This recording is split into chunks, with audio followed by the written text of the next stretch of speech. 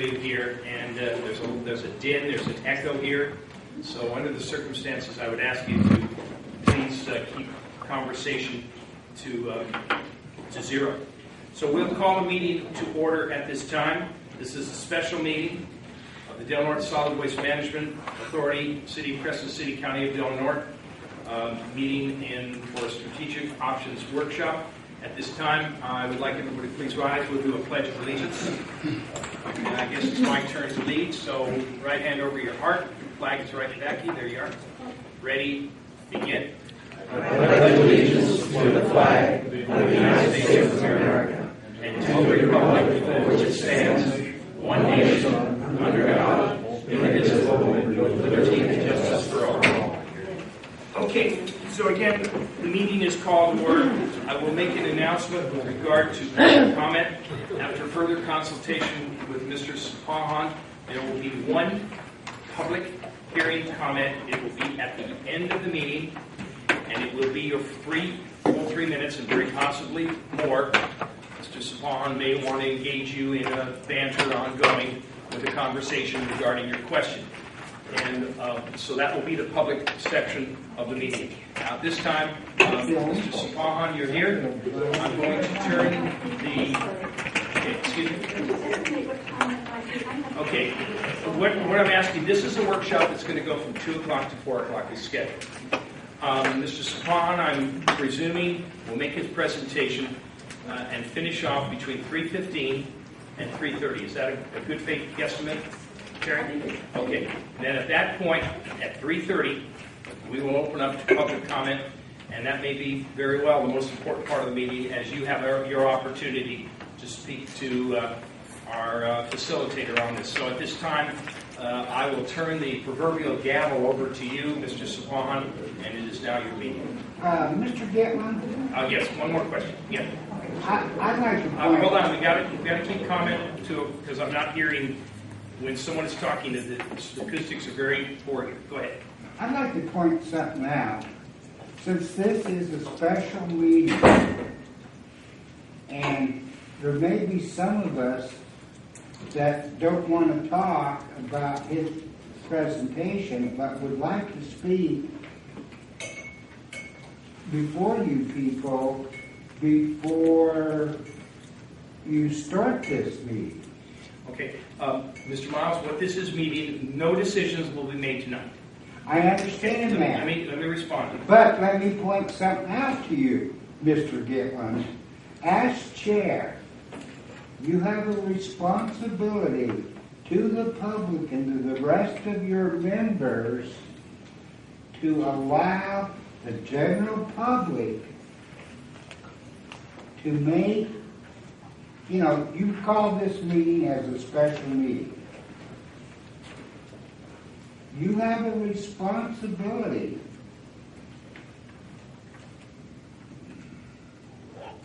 under California law to allow anybody in this room to make a comment before you enter into this special agenda. Okay, now, Mr. Miles, I've already conferred with legal counsel on this, Martha Rice. She's given me the verbiage, and she's given me the format. Okay. Now, Mr. Miles, go outside and look at your agenda. I understand. Look, okay. this is I what understand. it says. Okay. Mr. Miles, we're going to proceed now because we're going to get into public comment. Okay. Any member of the public may address the Solid Waste Authority. We're going to have public comment. We're going to have public Mr. comment. Miles, I'm going to ask you to hold your comments. You will have the opportunity. No one is thwarting your voices. Guess what?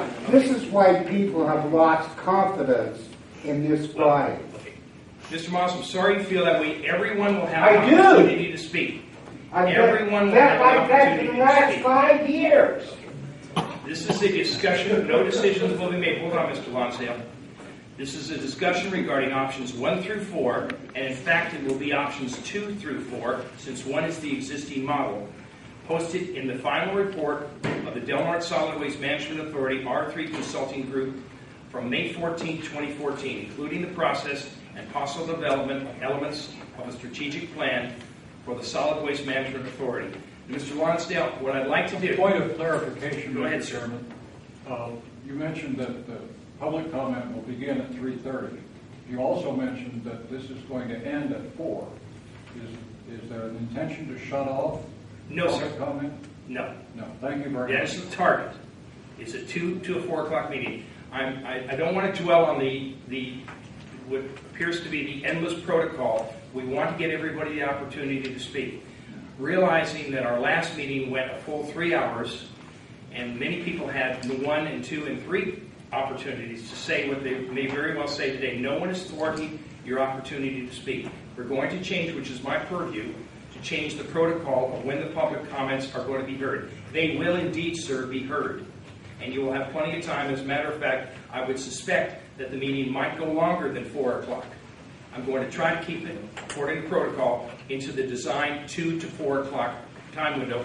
We have people here who are going to be needing to leave. And at this point, my job is to get Mr. Supahan up there and to do his job, and then we can respond at that point afterward.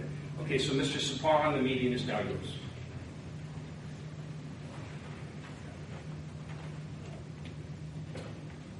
The public comment will be at the end, and with the endorsement of the board and the agreement of the public that's here. And I have to say that staff and the chairman have been really excellent to work with. I don't have a dog in this fight. I just want an honest, robust discussion about not only the report, but how it affects the authority and the future of this county. And I was brought in late to the game, and they've been very accommodating in trying to meet those goals of discussion. And part of that is I didn't want members of the public who were interested in commenting on the report to have 1 to 3 minutes and debate and discuss how we were going to do that. What you will hear and what you will see is the board modeling this discussion, and then at the end, toward the end of this meeting, near 3:15 or 3:30, I'm hoping that the public will do the same thing. Not stand at the microphone and give me testimony, but give me your ideas, your concerns, your questions, maybe even your statements and answers. But I also want you to follow the same protocol that I'm asking the board to follow, which we're writing down some ground rules. My first ground rule, when I work in public like this, I'm a Karuk tribal member, and I come from a Native American tradition. And I have a lot of Italian friends who I have to arm wrestle when I want to say anything at their dinner table. That apparently is their culture. I get that. I respect that even. I even sort of respect that. But when I'm in a traditional tribal setting, not a tribal council meeting, just to be clear, but in a spiritual tribal cultural meeting, one person, one speaker at a time. And I implore you that we need to do that, and we will take turns. And I apologize ahead of time, because in the Karuk culture as well, if I point at someone, that means it's an insult in a lot of cultures. I'll use my hand, or I'll use the paper. I want to be specific. If I'm acknowledging you, and if there's several people that need to speak, I want to be able to go in that order to do that. So one person, one speaker at a time. I have a couple other ground rules, but I think that's the biggest and best one. I just got off the Klamath River after 22 days of spiritual ceremony and cultural retreat, and wear the mid-dress and get ready for ceremony. I said I have been in spiritual isolation, so I have not been watching Giants baseball games. I don't know what's going on outside in the world. But my friend Longan McCovey, who's my baseball partner, I said I could get in spiritual trouble, but I need to know how are the Giants doing. And he lied to me. At the time, he said we're doing good. And I came out of spiritual isolation. I said, damn, that Longan lied to me. But I'm recharged. My batteries are recharged, and we're going to try to do this. And we've got extra chairs. If anyone, we have 2, 3. We have a few. Before we get into the the heart of the report and discussing options 2 through 4, I had, after talking with the board by speakerphone last week, I also spent about 90 minutes on the telephone with William Schoen, who was the consultant for this report. And I have to say I have a lot of professional respect and admiration for Mr. Schoen and R3. And they hired me as their facilitator last year for this report. And I wanted to bring it to the board, not to say that you should do this, but I'm very proud of this project for a couple of reasons. But this is the Humboldt Waste Management Authority's solid waste strategic plan that we did in less than 12 months last year, in 2013. I'm partly proud of it, not only because solid waste, recycling, these kinds of issues get at the heart of our pocketbook and our heart and our minds and where we're going in the future, but at the time that we were tasked to do this strategic planning process with the county was also being sued by the Arcata Recycling Center. As far as I know, that suit is still going on. I don't really know. But in the midst of that very controversial and legal environment, just like you people are sitting here today, we embarked on a 12-month process and we got it done. We got it done with days to go because at the June meeting, there would be a whole new slate of commissioners being seated to try to approve the report. And none of us wanted to approve a document, a nearly 200-page document, not having been a part of the process before. So I was very proud of this process. It can be done. And I bring this up because this was at the heart of my conversation with Mr. Schoen, the consultant for not only that Humboldt report, but Delaware County's report, because I didn't understand how the board, the public, myself, was really going to measure, articulate, and understand these options without going through a process. And so I bring that idea as part of discussion, whether you want to talk about it up front and out on the floor now or for some future time. But in my experience, not only as a facilitator, but a consultant that's worked on strategic plans with government bodies and nonprofit agencies, it is it's impossible, because if you gave me an option and said, we want you to do this, and William Schoen said this to me on the phone, he said, I wouldn't be able to evaluate or to address it very clearly when I don't know what the strategic vision, mission, and purpose, the goals and objectives of which he said to you before. Well, we're not going to accomplish that in today's meeting, or even, I dare say, another meeting. I think it's talking, I don't say think, I know it's a process. And so I throw that out there as an initial statement, and I'm happy, Mr. Chair and the board, we can talk about the report if you'd like. You guys know it inside and out, or we can talk about the options. So given what I just said about strategic planning, you can respond to that, or we can dive in, whatever your pleasure is. I'll go first. I don't believe we should talk about any of these options until we figure out what we want the Solid Waste Management Authority to actually do, accomplish, and for Delaware County. So, I mean, take the options totally off the table, because that's staffing. We have to know exactly what we wanted to do first before we even consider staffing. Here. Yeah. I think that's what I just heard Mr.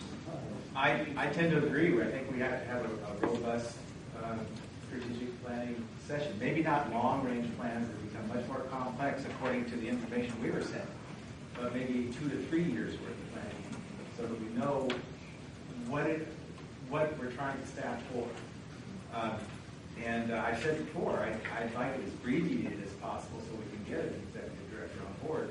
But at the same time, I think we need to know where we're going. Well, I kind of agree with you. I do agree that we need to have, before we hire an executive director, we have to know what we're going to do with that. So that's where we're on the same page. As to the other page, I mean, everyone's been talking in the last year about how wonderful solid waste has been, but has forgotten numbers and how we reached this point. This didn't just pop up all of a sudden, $29,000 came missing, or net deficits in the budgets for the last 3 fiscal years, plus a board that was not willing to take any kind of input from the public. I mean, you guys think right now we're not taking input. I can tell you a few years ago they took 0 input because the previous ad hoc gave a list of suggestions and was blown off by that previous board. So I think we're in a position to go forward. And I don't think we throw the consultation. In fact, I think one of the members of the audience is here said, can you live with the results of this report? And the answer, yeah, I can live with the results from the report. But I think that should be a basis for what we use going forward. But I agree we need to figure out, what is going to be the mission statement of the organization going forward. Mr. Wilson? Yes, we do need to figure out our mission, and then from that come the goals. And I know that within the report, they did address what they felt after doing the interviews of the mission. They came to a conclusion on what they felt the majority of this body was moving towards, but we didn't have it formally written down. So I would like to say that today, this, again, what our agenda legally states is that we are going to have discussion regarding options 1 through 4 presented in the final report. So it doesn't mention the mission statement in here. I think today would actually be a really good time to discuss the R3 report. I know we've had a limited time during our public meetings where we have gone into that report.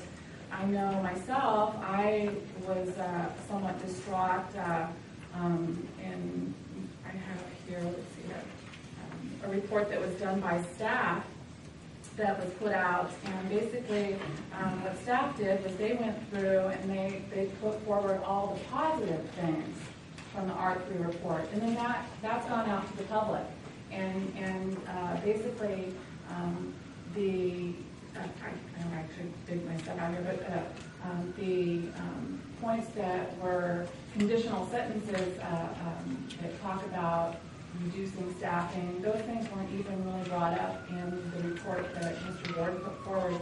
I'll dig it out here in a second as soon as I get a chance, and with the date on there. And so that's really not fair to the public to have something in the public record that only tells half of the story. And today, we had to ask again to have another report done last time so that we could again, vet this whole thing, get all of it out on the table. And we really haven't gone into that. I know the chair has asked for our opinion, but we didn't really have any discussion on that. It was very limited. And again, this is something that has kind of been a long time in the coming of this R3 report.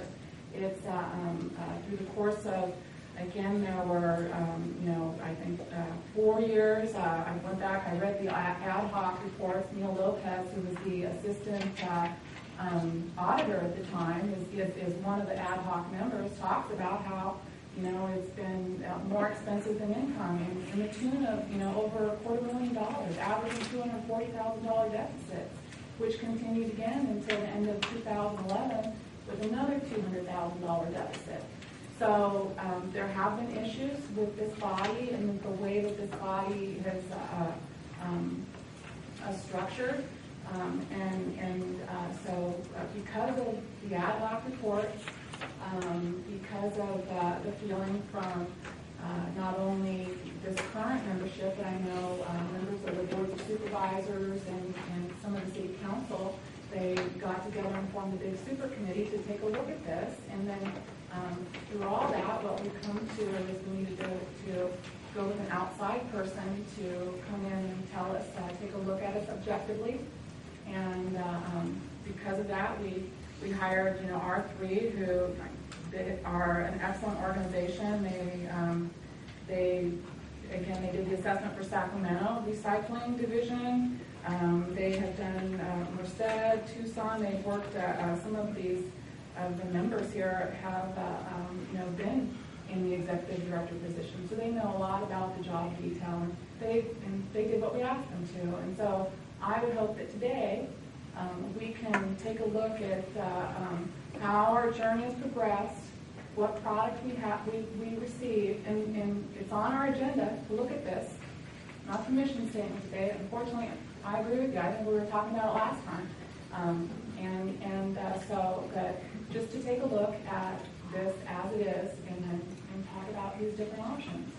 So that's where I would like to spend some time on today. And I agree. We should also continue on with the mission statement because we do need to be on the same page.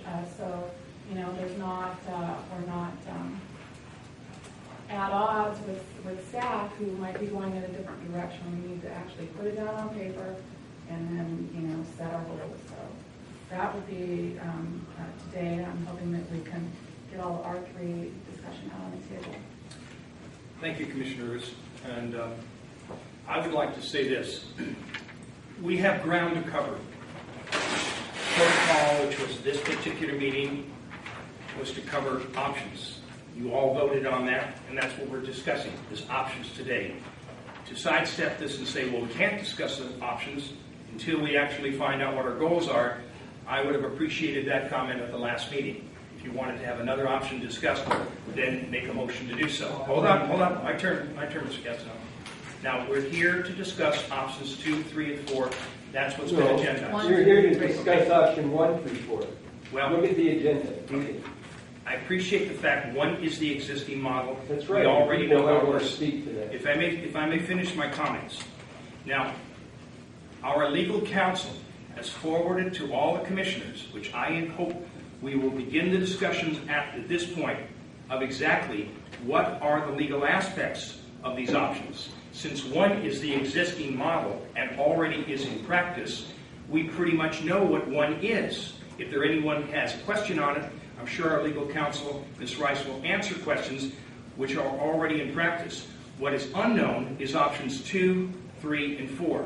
So at this point, I'm going to ask Counsel Rice, who has given us these options to all the commissioners, to kindly go over these options at this time so that everybody is clear what the legal aspects are if option 2 or if option 3 or if option 4 is selected.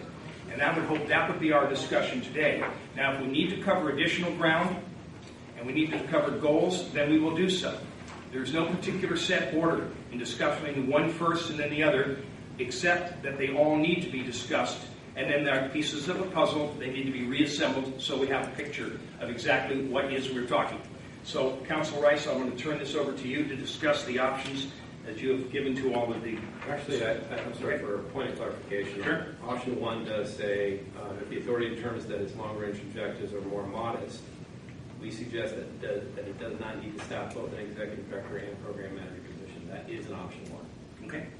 So that's been left out of the staff report, and that is part of it.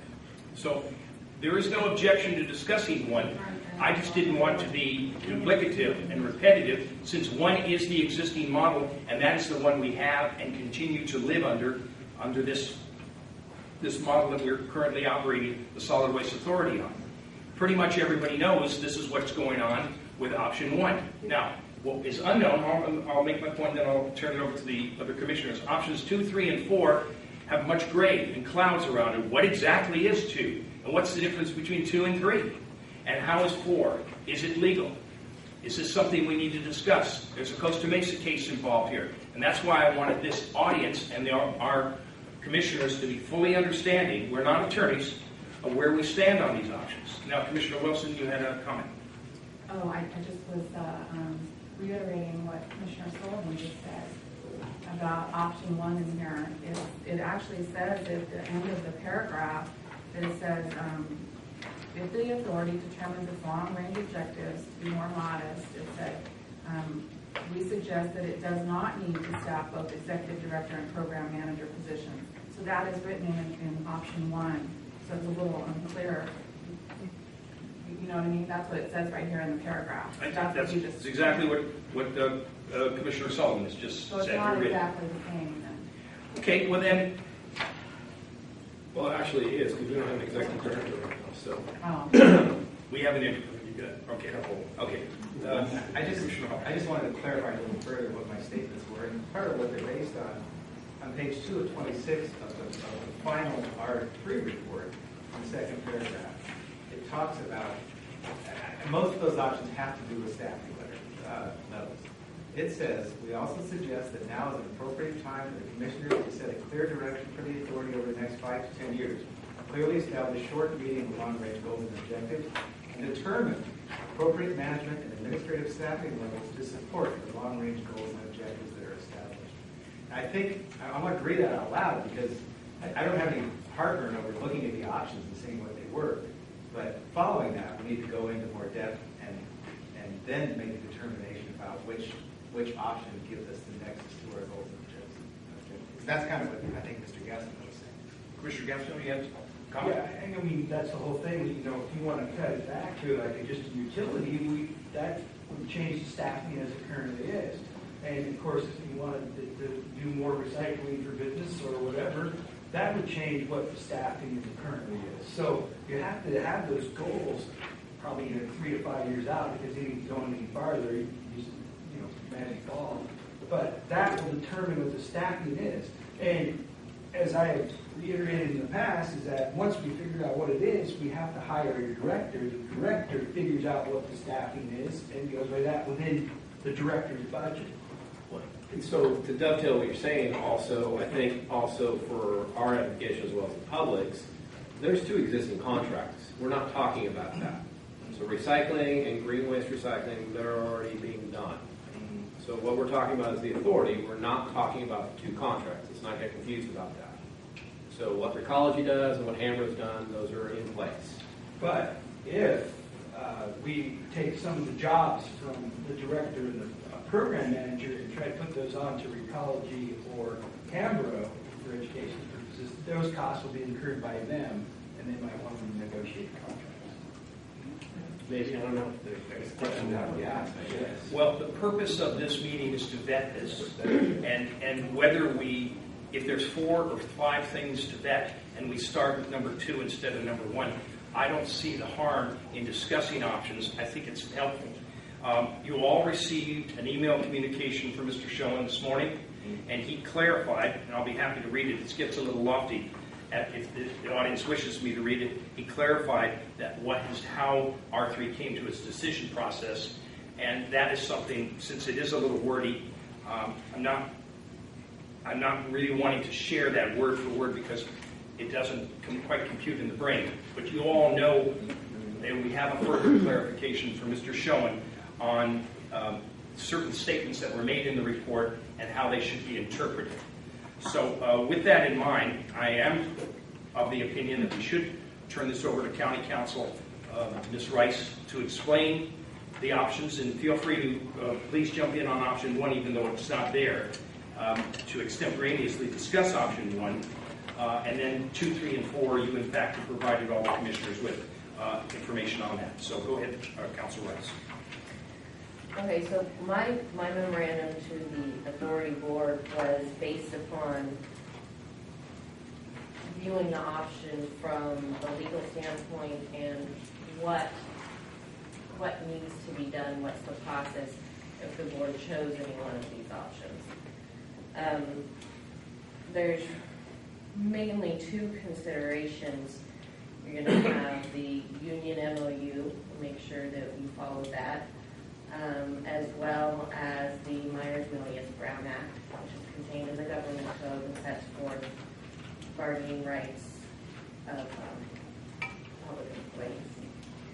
So for each of the options, what I did was look at the positions that were affected, what actions the board would need to take, and what's required by both the MOU and the Myers-Williams-Brown Act to implement those. I did promise or represented that I wouldn't take a long time doing this, so this is sort of, I call it a a tentative position. Some of the minor details may need to be changed, but just for an overall picture of the board knowing what it's going to be looking at if it wants to implement one of these are basically the main issues that will come up and that we will have to deal with. So from that perspective, implementing option one, if that's considered, current staffing levels, I was under the impression that current staffing levels meant the executive director and the program manager and all the other positions that we have budgeted for. So from that standpoint, if that's what current staffing levels mean, then there's no special legal procedures the board's going to have to go through to implement that, other than just really go out to find an executive director. So not a lot for me to say on that one. As far as implementing option two, which was to reduce management and administrative staffing levels, I set forth in my memo the exact language. To summarize, that's combining the executive director and program manager positions into a solid waste manager position. So there's really three things going on there. There's eliminating two positions, that's the executive director and the program manager, and there's creating a new position, which is the solid waste manager. So we have to look at each of those three actions and what's required to accomplish those. As far as the executive director position goes, it's vacant. It's not represented by any union or bargaining unit or employee organization. So nothing required there. However, if some of the executive director position duties are going to be shifted to somebody else, that's a consideration. When it comes to eliminating the program manager position, the current MOU that is negotiated with non-management staff, but could also be applied to the mid-management staff that we have. There's a duty to notify both the program manager and the union at least 14 days prior to the effective date of layoff. There's a duty to bargain with the representative bargaining unit regarding the layoff itself before that decision is made. So you let the union know what your proposed action is, and you have to go through the bargaining process, which is summarized in the back of my memorandum, to determine if the side can come to an agreement as another way to handle this or the best way to handle it. And so there's a whole process for that. If you do come to the conclusion that a layoff is going to be the board's path, then there's a possibility that you have to do what's called effects bargaining, and that's if some of the if this layoff would impact other members of that bargaining unit. And also under the MOU, the employees of the Solid Waste Management Authority are afforded retreat rights and reemployment rights, which I have also summarized in the back of my memorandum. So that's the four main components with eliminating, just this one position. So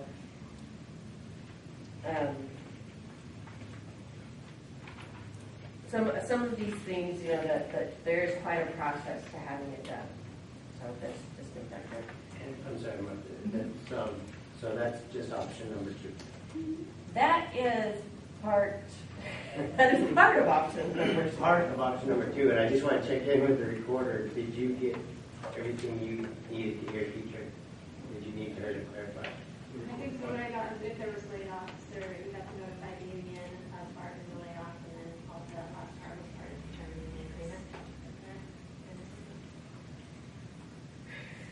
Yeah, that's close. Council Rice, can I just interject just for a second? Mm-hmm.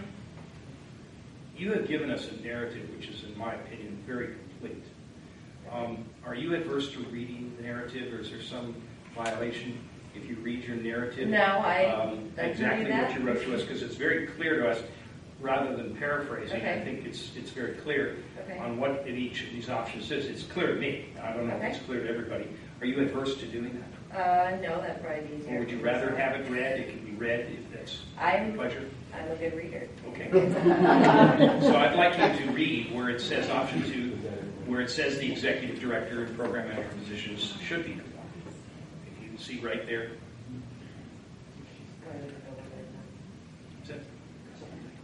Okay, so option number, so from here, Yeah, I'm looking at my iPad. It says Right option under number 2, implementing option number reduce 2. management and administrative staffing levels. Option 2 consists of the following. Excuse me, Commissioner Wilson. Yes, I'm just wondering if we can have some discussion before we go into all Sure. the legalities. Absolutely. Is, You want to now? It'll probably take, what, 10 minutes? well, if I just did them one at a time, that might You want to put a be little white easier. space between each option? You know, if I, however you want to handle it. I'm open to what the board, if there's a consensus, we're here to talk about options. That's what's on the agenda. And this is a great opportunity to talk about the options clearly stated, the what ifs and the legal parts of it, which is your expertise, Councilor. So, Commissioner Wilson, what was your concern? Well, go ahead, you might as well just read through it, you're almost done anyway. We're starting over at the beginning. Yeah, I read through the whole thing. Chair Midland, can I have a point of order? The public does not have copies of this, and we I feel realize. very excluded in trying to... I understand. Well, why aren't there? Well, okay. This is privileged information. What? Just being given to me right now. Excuse me, may I finish, please? The information that was communicated from council to this board was sent under a confidentiality agreement. Is that correct, Councilor Rice? Says that event was a... Yes, at the point that we're discussing it publicly. Okay.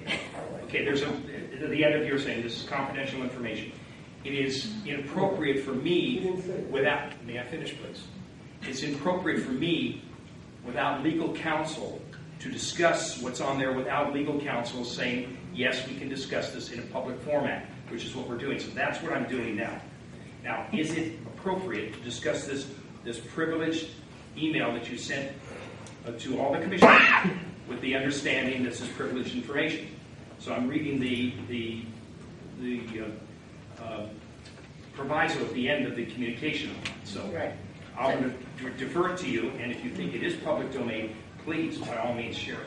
Yeah, it definitely could be privileged at the point that we're going to be discussing this in public, because it's public information. Okay. So So is that so clear where out are your the point? copies? And if it's now becoming public information, where are the copies? This was meant to Well, you be a can- public You meeting. can be It was- provided a copy afterwards, and he's asking that I actually read it verbatim, so.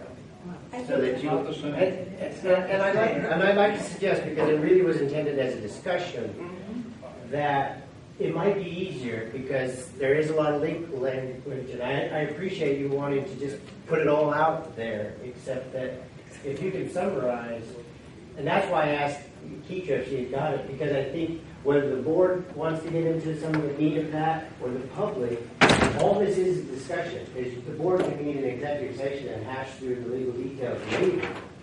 So so I would suggest respectfully, Chairman Gitlin, that your attorney just summarize the other Go right one. ahead. I'm sorry, there was one question over. Given the fact that you are discussing the union contract and also union positions covered by within this bargaining unit, it is customary, at least for the board of supervisors in dealing with the union, that at least a copy is given to the union representative prior to appropriate public meeting, so that the union has time to review it with its legal counsel and with its local staff. That was not done here. There's no proposals other than what's in the R3 report. There are no Regardless, you are proposals. discussing these options still, and you have given legal analysis to the commissioners. I'm informing the board as what the so that in informing their decisions as to what steps they might want to take. They're aware of what their legal responsibilities are, and I'm also informing the public of that as well. The union still should have notified prior to this, and I will be taking this up with our council. Continue, please, Ms. Rice. Okay, so that's eliminating the program manager position. Creating a solid waste manager position would also require,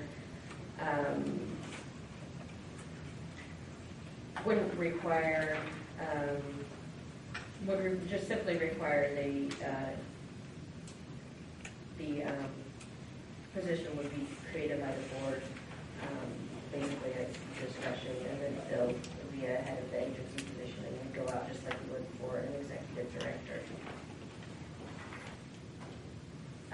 The second part of option number 2 discusses combining the administrative assistant and the account clerk positions into a new management analyst position.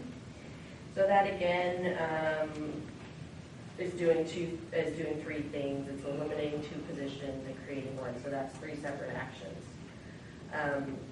There's a duty to notify the persons in the positions to be eliminated, as well as the union ahead of time. There's a duty to bargain the what's called effects bargaining, which is where the agency must meet and confer with the union regarding the effects of the layoffs on the other union members. And to the extent that any of the duties of either the administrative assistant or the account clerk would be assigned to employees that are of another bargaining unit, then the board or the agency has the duty to bargain the layoff itself. And again, these employees are also given the right retreat and reemployment rights contained in the MOU. Creating a new management analyst position would require that the agency notify the union ahead of time and meet to discuss the new position if the union so requests. So that's number 2. Number 3, there's not a lot of discussion there because number 3 is simply a change in the type of contract you write for either the executive director or the solid waste manager, whoever's going to be your lead. You can have, either way, it's a contract position, but you can have a contract that's kind of tied in with the benefits that you already have with your employees, or you could separately negotiate all the benefits, the benefit package, so that it's different. And for personnel and HR, that's usually not preferred because it just makes things more complex. But anyway, there's not a whole lot of substance to that difference. So I don't think that's one that really requires a lot of discussion. And it could be done that way. Other than it's a contract employee, it's the primary. Currently, the head of our executive director also operates under contract, but they are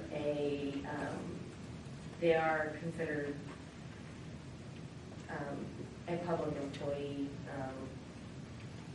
They would be considered a public employee, I believe, the other way too. So it's really just deals with the type of contract that you give them. You give them a contract that says you get the benefits of similar to those contained in this resolution, or this, these department heads, or do you separately negotiate all of those things with individuals?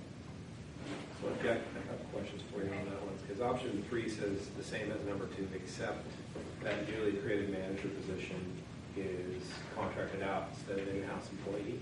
Mm-hmm. That's the way I read it. So you still have some of the steps on 2 you'd have to do on 3. Right? When you have No. Would you have, well, I mean, if you're creating a new Oh, right, no, that's my point, it is the same as 2. Okay. But when you went out for the either executive director or solid waste manager, when you go out to hire that person, it's all about the way that you negotiate the contract, essentially. So the second question is, which MOU are we talking about that the steps? So there's Because the original MOU is pretty specific as to who it covers. right. So the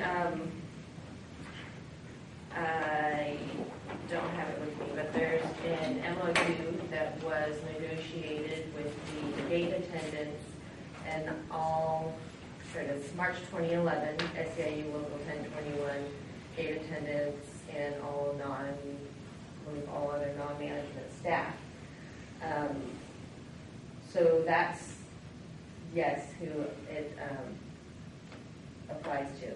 Now, the reason that I included MOU provisions in eliminating the program manager position is because,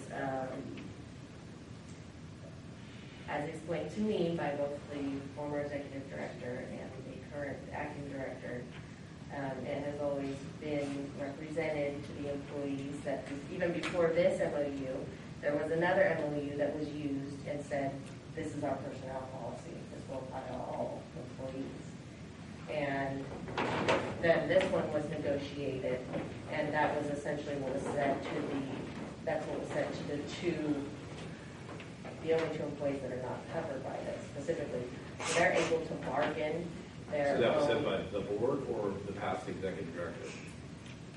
There was a letter that we received from, I thought Kevin Hendricks talked about. I have. Well, I would say that probably never came specifically from the board. Okay. I'm curious. Yeah. So, and that's the only, it's also pertinent to say it's the only personnel policy that the employer has. So that's why the rights that are included in here, mainly that applies to a 14-day notice, as well as retreat and reemployment rights, which, if your position is eliminated, you get certain rights to bump another person with a lower class based on your longevity, and also reemployment rights. So preference, if there's a job that comes up and they're qualified for that position, they get preference over new outside applicants.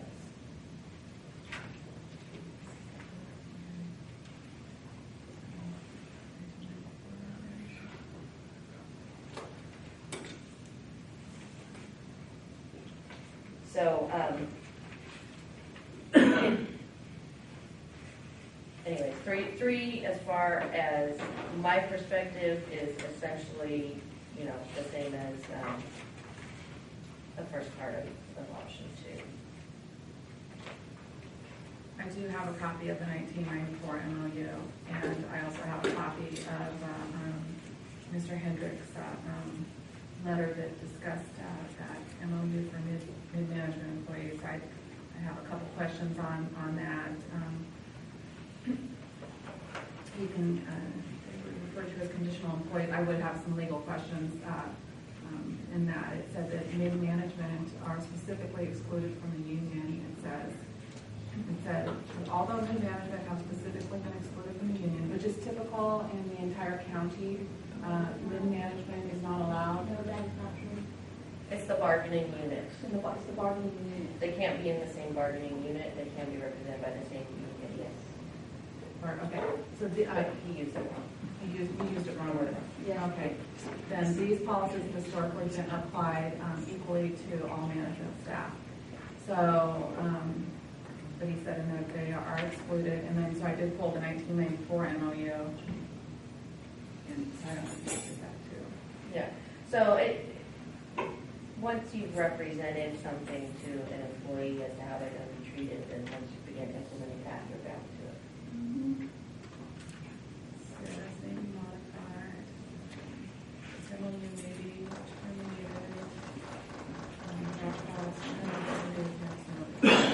By either party. Yeah, this is between the county and Delaware Solid Waste Management Authority. So that's for the county providing services to the authority. They do a lot of our personnel matters. I just don't know why the former director didn't put this together. There was never anything done for the other staff, other than the gate staff and the account clerk 1, 2, 3 was what I got out of my research. But anyway. So yeah, option 4, I think, was the last one. Okay. And again, I'm going to ask the audience, if at all possible, please be as quiet. And when you do speak, please speak up. The acoustics are less than satisfactory in the room. so that the question can be heard on film. The people at home are watching this as we speak. Go ahead, please, Councilor. Okay, so option 4 stated contract operation of the transfer station scale houses to the private sector, provided this can be done effectively with a net economic benefit to the authority.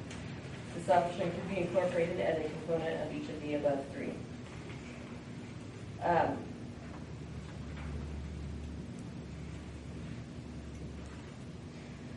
So if we were going to choose to lay off the entire slate of gate attendants, there would be a duty to bargain with the gate attendants about the layoffs. Again, the steps to bargaining are in the back of this memo. Those employees would also have the retreat rights and reemployment rights under the MOU.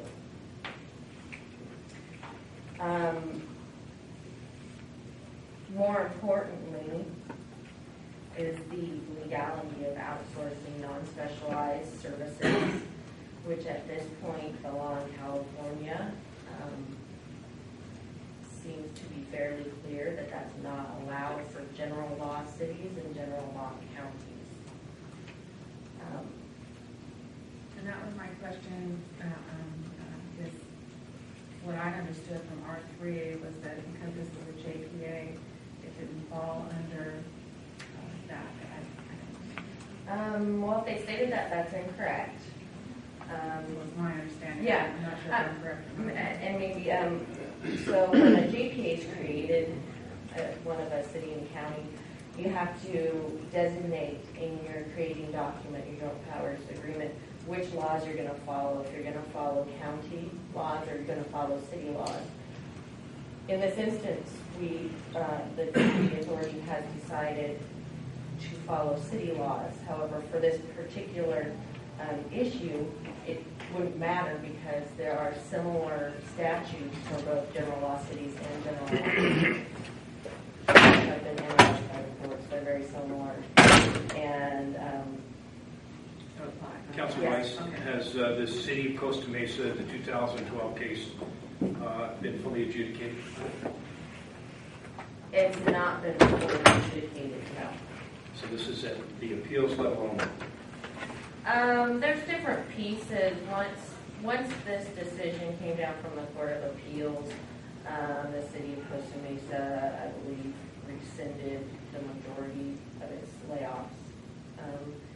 So they're trying to, work it out somehow. I don't know if it will ever come to a final adjudication or if there will be some type of settlement.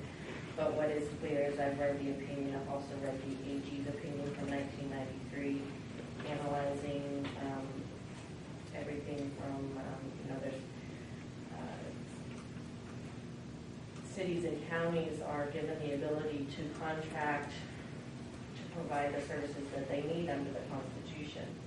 However, their powers granted under the Constitution are limited by what the legislature specifies in the statutes. And the statutes talk about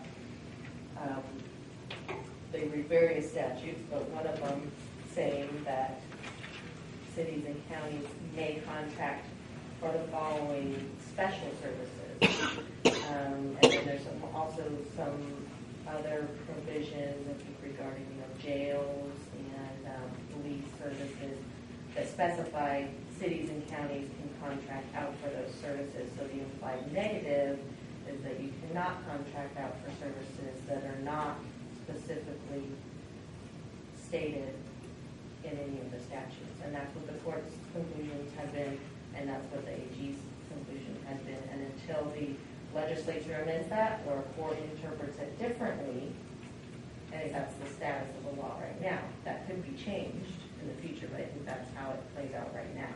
Councilor Rice, is option 4 a viable option? I do not see it as a viable option legally. Commissioner? Oh, I agree. Well, none of us are attorneys, but I just comments. Which we're doing too. Yeah. This again, we're vetting the R3 report, one of its options. We're hearing clearly today that option 4, according to our counsel, and according to current law, is essentially an invalid option. Am I hearing that correctly? That is my opinion, yes. Well, again, until it's further vetted, that would be something that this board would have to seriously consider as it moves forward in looking at the options available to us in terms of how this solid waste operations moves into its future. Okay. Was your hand up, Commissioner Wilson? I'm sorry, did you have a comment to make? Or Commissioner Sullivan with regard to this? Okay, so now we've heard all the options. I've asked the commissioners to weigh in, and they have. And I think at this point, Mr. Sapon, I'm going to turn this back to you. I'm going to now, it's 5 minutes to 3, and we're moving forward. I'm going to open it up to public comment at this time. Okay, and there is further vetting. There's further information. I will absolutely defer to you, Commissioner Wilson. What is it that you're stating with regard to the options? So I appreciate getting the input, and again, this is our opportunity to talk about the R3 report and as far as what you're doing. I know that you would certainly like to get the mission statement done and do that, but as far as the rest of it, again, this has been coming for a long time, and it's something that is in the community. There's been a lot of different issues. Again, I bring myself up. Not only has the way that it's been structured has it lost money. Again, now what's happening is that we're ahead of the game this last year, but the rates have just gone up. And what I see in the future is as recycling, as it increases, there'll be less and less trash that would go across the scales, but yet the expenses keep going up. And it's some problem that we're going to have to deal with down the road. Again, the payroll has gone up just in the course since 2007 to 2014 from $400,000 to $571,000. That's like a 50% increase.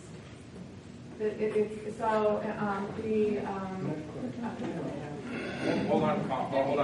Everyone will have their opportunity, and I'm being particularly strict on this because of the acoustics of the building. And everyone's comment is heard clearly. So, 50% of 400,000 is 200,000, so it's almost gone up 200,000, which puts it at $71,000 expense for our payroll. So again, we have long-term contracts in place, and what happened to this body before is that it started off good, and then but very, very quickly it went the other direction, and so we need to look at our expenses.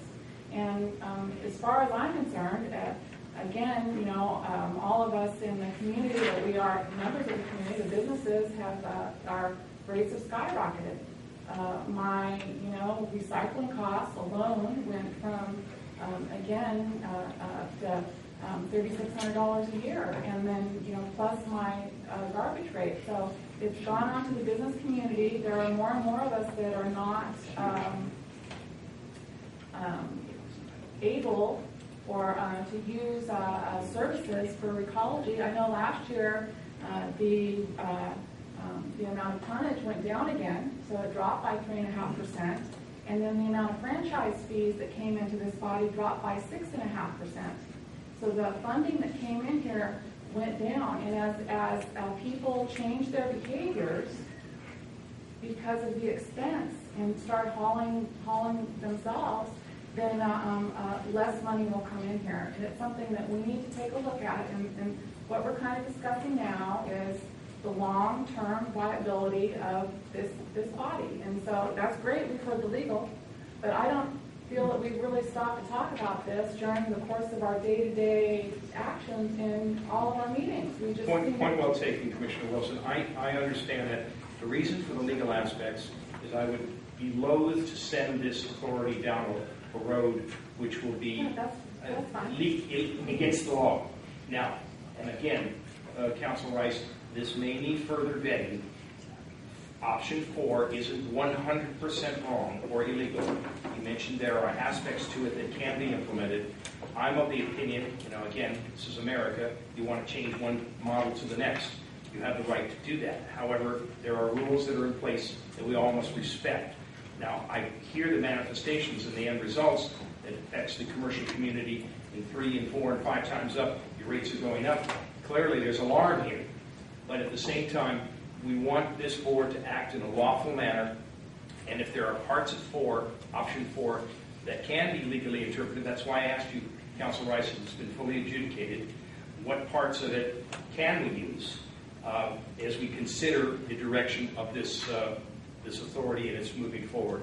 Were there some comments? Another thing I wasn't quite finished with, again, is so not only is it affecting this community, and we don't know as the recycling tonnage goes down, but yet the expenses of the authority continue up. We need to look at the trends. It very clearly states in here, and we need to figure out what the trends are. And I've spent a lot of time going backwards, going through all of the audited statements. I've gone through all of the ad hoc committee reports, which they very clearly, not only do they go into the finances, they also talk about, not knowing what the directors are doing. I have in here, it was, I got to pull this out. That would be in my ad hoc, is that they couldn't figure out what the duties were for the director. In here, there were, in the last ad hoc report, 4 of the 6 mentioned several times, despite several requests over the many months, the director could not provide itinerary of typical daily activities. Rick McClendon was one who mentioned that, Wes Nunn, Neil Lopez, Paul Dillard. They also had brought up the lack of internal controls over the money, and that how it was disturbing, which later on, again, we had the stolen money. And at this time, the budget deficit that was ongoing. So these are things that I think that we need to take into consideration, the work of people that have put it into this previously, and some of the things that they have come upon, and then where this report that we got from R3 by professionals in the industry. I mean, these guys work, they specialize, they don't even work with private companies. They only work with government entities, which I didn't want to hire them to start with. I want private business, I voted against it. But when they came back with their recommendations, they clearly stated that for the amount of work that this authority currently has, there's too much staff. That's not changing anything. That's what was in the report. So, time, please. It's, Please keep your comments to yourself. So we need to discuss it. I mean, it's written very clearly in there. I can certainly read to you that. Again, this is the time for us to talk about this, and so that's what I'd like to do. Well, we are. Go ahead, Commissioner Hall. Thank you. I have a different opinion, as you probably know. Until 2 years ago, when I retired, I was the HR director right next door here with the school district. For the 18 years that I was there, 9 of those years at least, I spent all spring dealing with layoff issues. So I'm really familiar with the complexities and the emotions associated with proposed layoffs. Generally, in fact, inevitably, the layoffs that were successful were those that were laid off for lack of work or lack of funds. In this fiscal year, we have a balanced budget, and based upon the interim director's reports that we get every month, he can't get to the work. So I guess my point is there appears to be no lack of work. There appears, at least immediately, to be no lack of funds. So I wonder why options 2 and 3 are even considered at this time. Now, understanding the long-range issues, and I agree, we should be working ourselves out of business with recycling. So based upon that, I want to say what I said before, and that is that even though R3 went to great efforts to give us 4 options, we're not bound by those 4 options. Other options could be that a half-time director be hired to acknowledge the lessening business stream. and we move forward with a full-time program manager. So I'm saying the discussion that we have, I think, needs to be more robust than be confined to those 4 options. Yeah, I'm fine with Well, you're that. talking about hybrid options. Yes, that's another way to put it. That's we were talking about taking a piece of one and a piece of another and accumulated. I think it's, and I'll recognize you in a second, Commissioner Gastineau, but I think it's incumbent to know why we're all here today having this very discussion. We're here having this very discussion because there's missing monies, $29,000, which it seems to be glossed over like painting a fence. It's finished, don't worry about it, let's move on. Well, and I'm going to gesture with my pen stuck in my throat sideways, that sits in my throat sideways, that we have not remedied this problem so that it doesn't happen again. And I'm not so easy to just excuse this missing monies. It's gone, and it's your money. And that's why we're here, to discuss operations. Otherwise, we wouldn't have hired R3 for a consultant's report if everything were hunky-dory. Could we all have some kind of agreement on that? We wouldn't have needed to spend $33,000, of which all of us agreed to hire a consultant. We all are on record as hiring a consultant. I mean, we're all on record as voting for one. Why are we hiring a consultant? Hold on a second. I'll recognize you in a second, Acting Director Ward. But I'm going to first go back to Mr. Gastineau, who asked to be recognized first. Go ahead, sir. I totally agree with what Mary said. And Mary, what you're talking about is looking at the whole authority and doing a strategic plan of what we want it to be going into the future. The R3 report is a snapshot in time.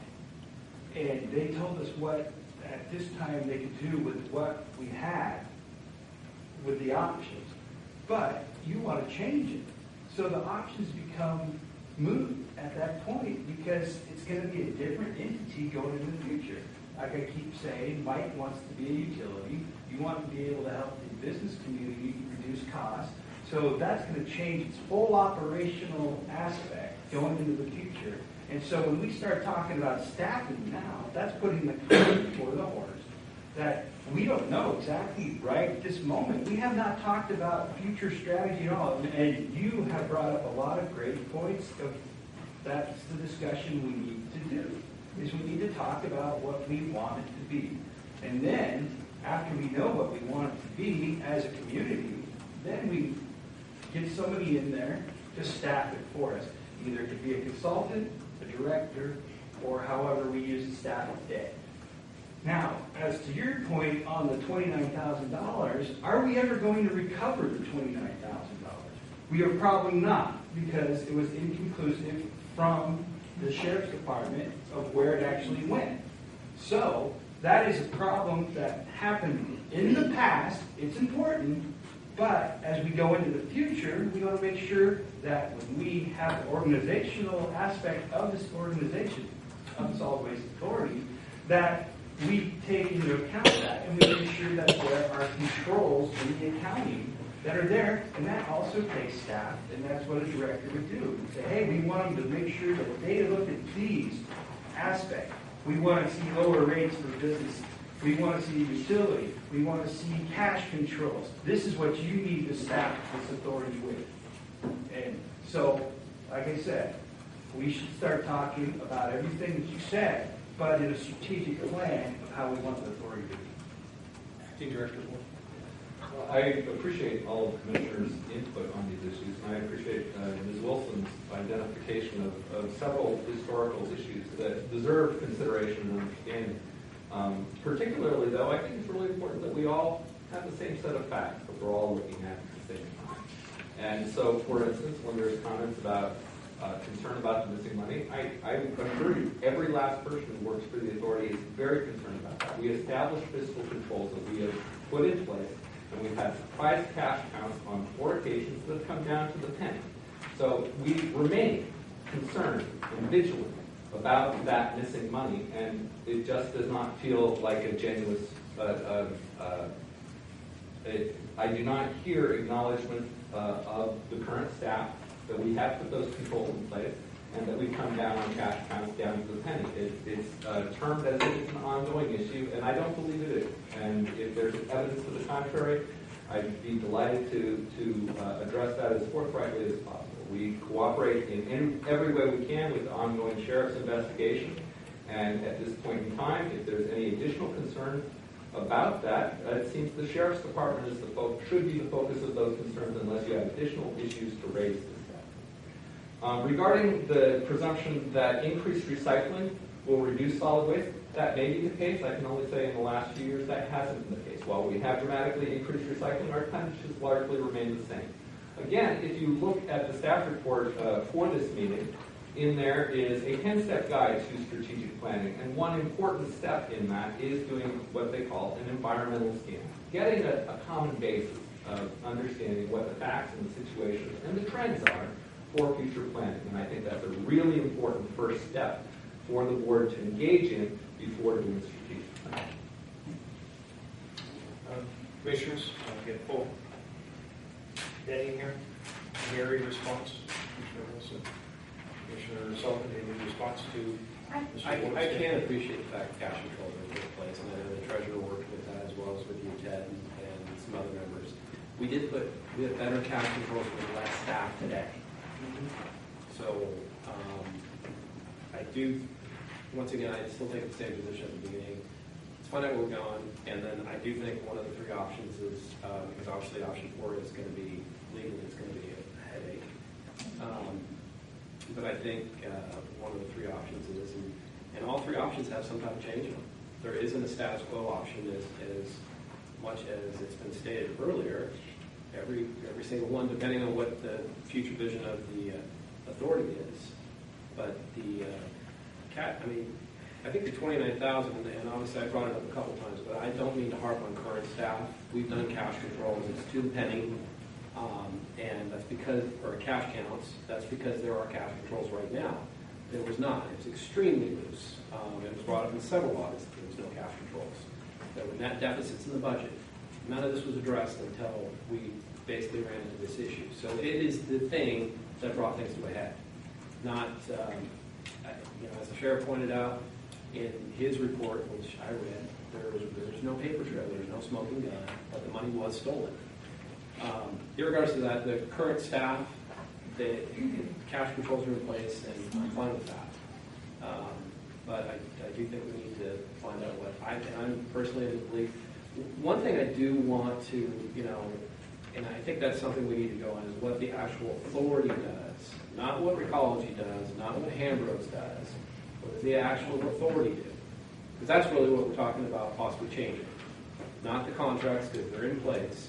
Not the service at the curbside like Mr. Lonsdale's likes, or the recycling pickup. That's already in place. So I think what we're talking about at this point, the authority itself, what function will it serve going forward? And I still stick to the stand, or to the position that it needs to, from my perspective, be utility. Because I think, and I guess maybe we need to have since we've got representatives from both groups, I'd like to know, well, let's jump back and say, what does the authority actually do? The day-to-day, or not day-to-day, but what are the duties of the authority itself?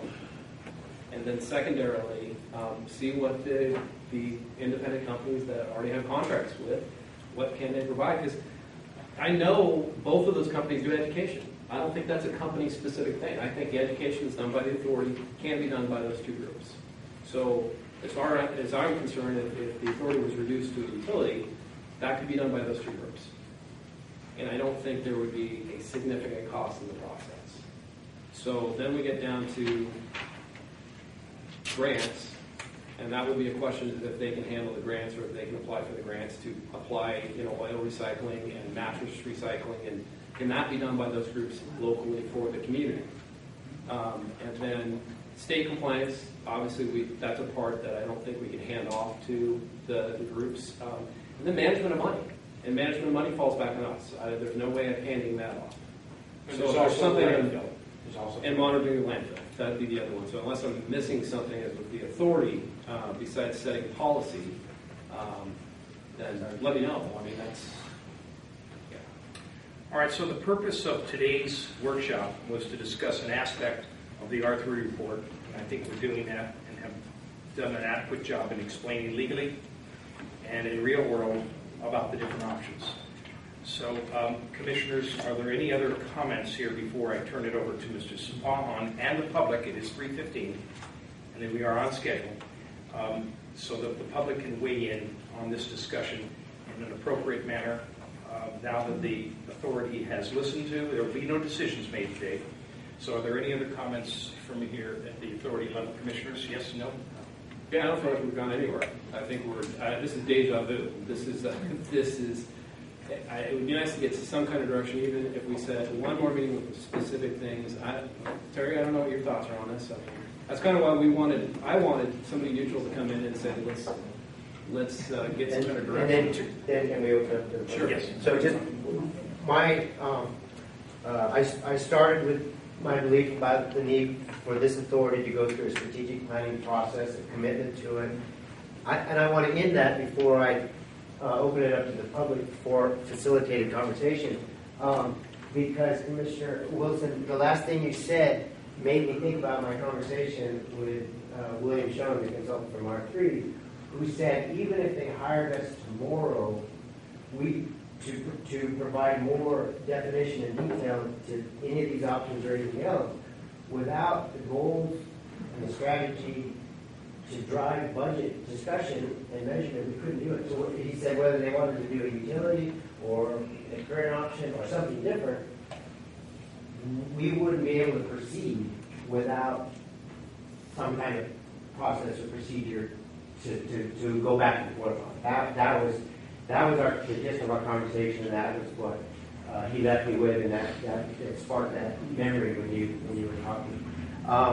The public has a rare opportunity in this moment because the commissioners, rather than debate or discuss if you get 1 minute or 2 minutes or 3 minutes, we're looking to provide you with the opportunity to have a conversation, direct your statements or questions to me, and I'll redirect them to staff or the board if necessary. But this is your opportunity for the authority to hear you in a facilitated one person, one statement at a time opportunity. So given that caveat, and that, as I understand it, Martha, that the comment is only legal if a majority of the board is still here. So we're trying to get the board out by 4 p.m. You can stay and listen to me, and I can stay and listen to you past that, but we're really trying to honor that the next 43 minutes. So, hands, please. Start with comments. Comments, statements, questions, Okay, whatever. well- and if it gets too long, we'll put it in the parking lot. It's brief, but we came here thinking we were going to comment at first, so many of us wrote comments and. Excuse me 1 second.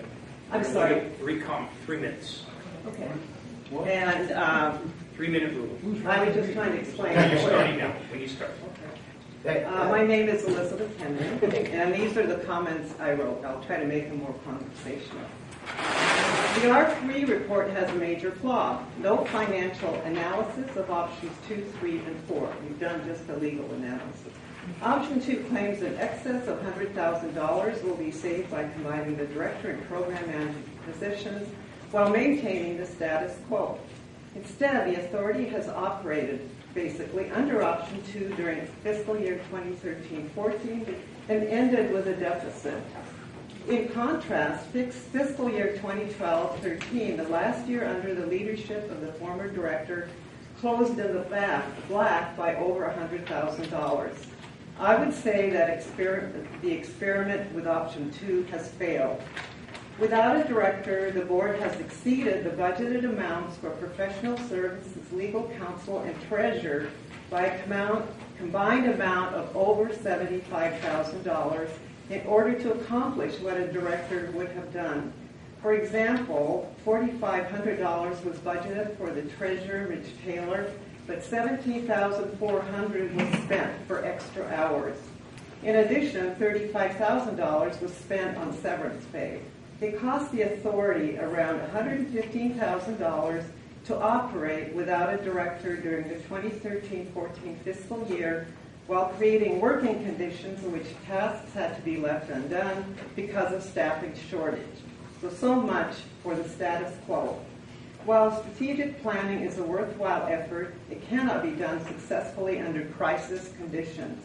Organization stability has to be restored to the authority first. The board must hire a director before any realistic short or long-range plan can be attempted. And a comment on planning. While the rest of the state, the counties and cities and JPAs are planning for the 2020 deadline of 75% recycling, Delaware County is moving backwards and trying to reduce recycling. This is ridiculous. And if I hear that $29,000 amount one more time, I don't know what I'm going to do. You have spent 4 times that amount this year in trying to cover up for not having an executive director. To me, that's the missing money. I love the last part of all your comments because that was the most conversational of all. I'm Thank you very sorry. much. No, I appreciate it. I appreciate it very much. If I start talking, it's no. not I too appreciate long. it very much. Thank you for your thoughtful words. Sir, we did have a sign-up sheet, so I... Did we pass? Did everybody get this opportunity? Oh, no, I didn't even know there was one. I didn't know. I'm Take sorry. that top sheet. There we go. That's what I got. Well, I don't think we have I enough. didn't see it. I didn't have any others. If there are others, I'm not aware of. You're all right. Okay. So if you have a chance, please sign that for their record. Anyone else have a comment or question or statement? Yes, ma'am. I'm Norma Williams, chapter president of the Delaware County Employees Association, SEIU 1021, speaking in support of the admin staff and the union workers of the transfer station. Now, basically, we're in support of maintaining the status quo, but we will obviously suggest hiring an executive director to oversee the authority's functions. Reducing staff will have a negative outcome rather than a positive one in meeting all the state and local requirements of the authority. Now, how you choose to hire that director, whether that be full-time or part-time, that's obviously within your purview. You would best know how to make that decision in terms of what your goal and vision is, in terms of where you want to see this authority go. Obviously, the executive director has to be there to oversee and make sure that what you envision, obviously, will then come to fruition, as well as making sure that they are in compliance with state and local requirements. And that's obviously what you have to decide, and that will also determine whether it be full-time or part-time. That's what I obviously am not going to tell you how you're going to do that, but I definitely do believe that you do need to fill that vacant position. I think in many ways, staff is doing an excellent job in trying to do both at the same time, but it is a bit of a struggle. Let's face it, we're all not Superman, contrary to maybe popular opinion, but not all of us can do it all at once. And I do have to recognize what Mr. Ward and his staff are doing under extreme conditions. But I think the extra help and the extra guidance, leadership is what we're going to be needing in order to really make it work and to keep all the fiscal controls and everything else that you have in mind in place.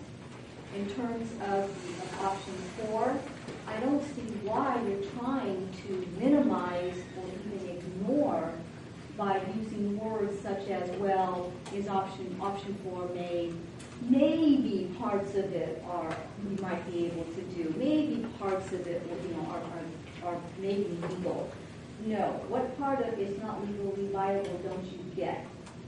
There is a union contract negotiated in 2011 in good faith between the local that was representing the workers and the county, who, by the way, is, yes, in charge of HR for the workers. It is a legally viable contract. I don't understand what part of that you don't get. When it comes to that contract, when it comes to these workers, yes, you will have to deal with the union in any and all aspects relating to that contract. As a matter of fact, that contract in many ways is similar to the current contract that exists between the county employees and the county. It is what you call a Me Too, with some changes in it that were specially tailored for the workers at their request at the time. It is our contention it is a legal contract. Any steps to minimize that or try to go around it or try to find ways to violate it or break it, yes, the union will respond. And yes, we do have legal counsel. You may have your attorneys, we definitely have ours. I wanted you to know that. We are more than willing to work on behalf of the workers, especially when the contract comes up again in 2016. But again, your counsel said that option 4 is not legally viable. I don't understand why that you don't understand. Quite frankly, in my opinion, what you're doing here is putting, is that in there? Yes. Okay. Thank you very much. I've prepared a statement. Good afternoon, my name is Mary Beth Sampson. The R3 report lists staffing options but does not study or recommend any particular option. In fact, the consultants make only one recommendation, which is that the agency should not be dissolved. R3 also says that the staff are doing a good job. The board should fill the vacant director position and get on with the public business. Strategic planning will not work without stable and full staffing. A planning process does not analyze staffing options. Only staff who understand the workload can help do that. If we start a strategic planning process now without a director, the board will still be talking about staffing options a year from now. There is already a list of deadlines missed and things that are not getting done. What kind of disaster will we have a year from now? I am sorry for all the staff. Every single staff person must feel like their jobs might be eliminated next month. And this has been going on for more than 2 years. Let's get on with the public business before we completely wreck one of the few things that actually work well in our county. If it ain't broke, please don't fix it. Thank you.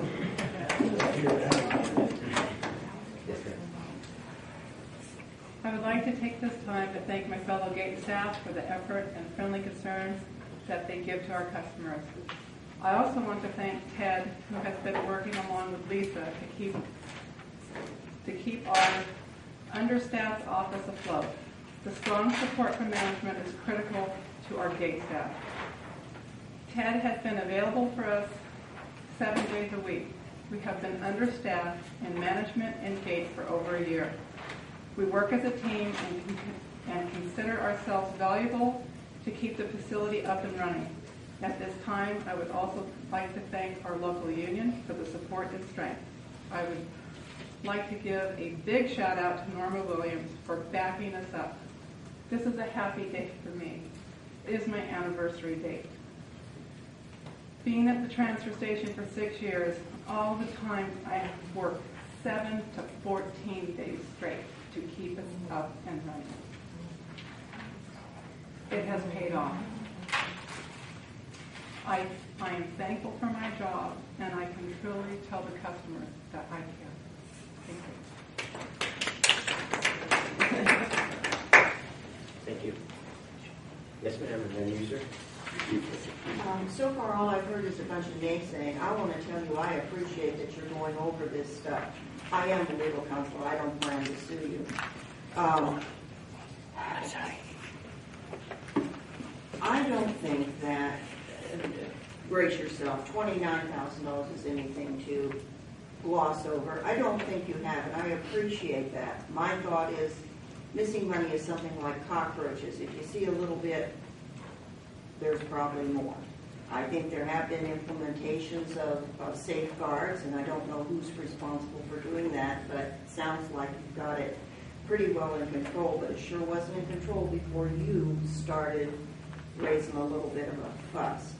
There are parts of the number 4, I don't know which ones are legal and which ones aren't, but what I heard you saying was that you want to explore all options. I know you don't mean illegal options, so I appreciate that you wanted to pull out some that may have some good to them, and it sounds like you want to expound upon whether or not you want this to be a utility or a social unit.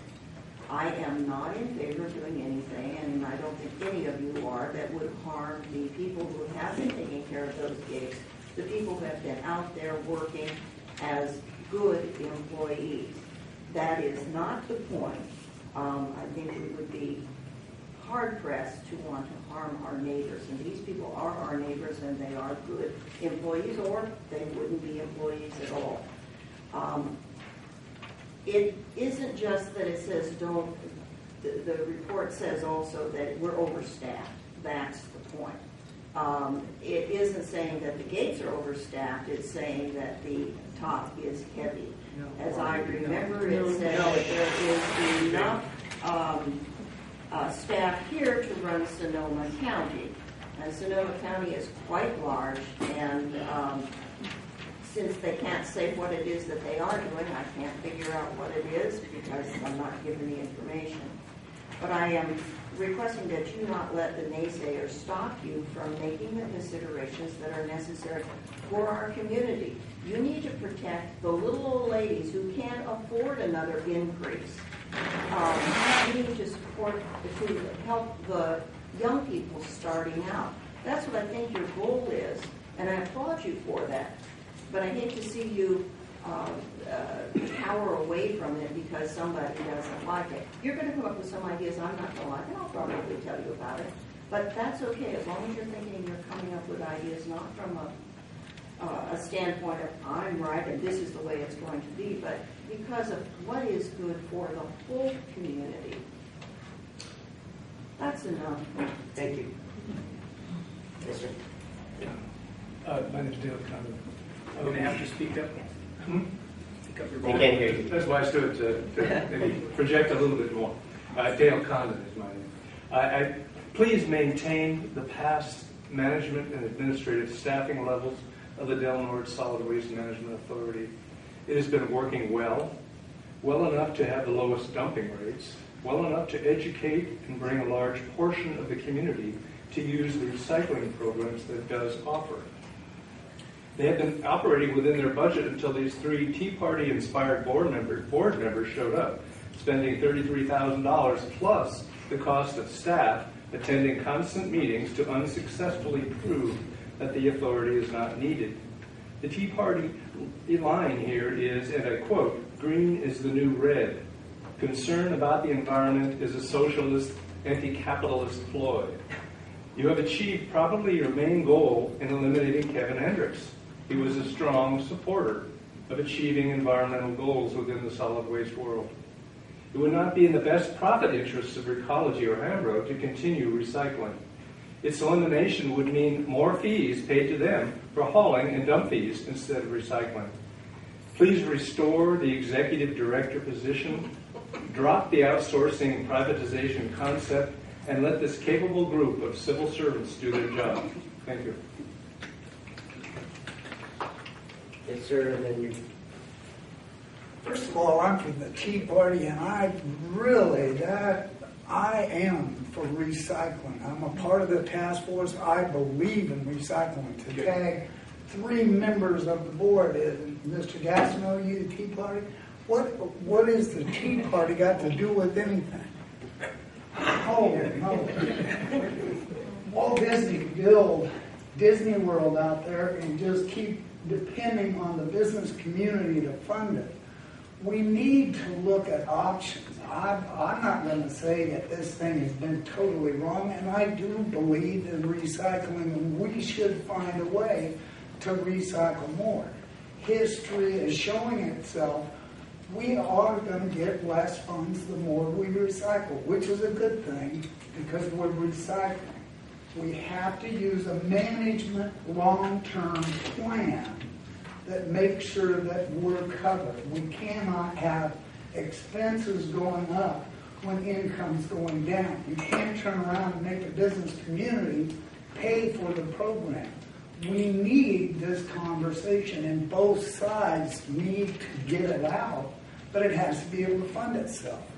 You can't depend on one side paying for everybody. So this is a productive meeting. Thank you. And I like Dale. There we go. Members of the board, my name is Felice Pace. I live down in Klamath Glen. I apologize for not having been at your previous meetings. I work on the road a lot. I have been following this issue, though, very closely, even though I haven't been at the meetings. I got to say to everybody, we are where we are, and I'm sitting here listening to board members and the public that seem stuck in the past. Something happened. It's in the past. We have to find a way to all Tea Partiers and Pinkos and environmentalists and greenies. We have to all move forward together because we're all American. You know, we all live here in Delaware County. And I think I want to suggest to the board members to give that some thought because, you know, you're the board members, so you need to model it. You need to model getting out of it, in my opinion, my suggestion. If you want to move forward, what that's going to require is modeling, not going constantly back to the past and rehashing the past. Especially since now apparently you have some good fiscal controls in place, so it's not a continuing problem. I heard that this morning. It is, of course, the board's responsibility to make sure that fiscal controls are in place. So the ultimate responsibility for why that money was stolen is the board. You may, I don't know, probably all of you weren't here. Maybe, I don't even know if you were here or not. But that's where the buck stops, with the board. And it's important to recognize that. Because there is this air here of anti-worker. It's an error. I'm not saying it's something that anybody believes or anybody wants, but that's the air, that's the atmosphere. And in that atmosphere, that's not conducive to good work being done. And, there are contracting, is ideologically and sometimes economically, and I have a degree in economics actually from a prestigious university. Contracting is seen as something that's going to be cheaper, and maybe it is because the benefits are not there for the workers. And our workers need benefits. So I'd be interested in learning, if I was going to look at this, at what kind of benefit packages the contractors have. It would be, and I would want to include provisions in a contract that they have to provide a good set of benefits, that there's a minimum standard there.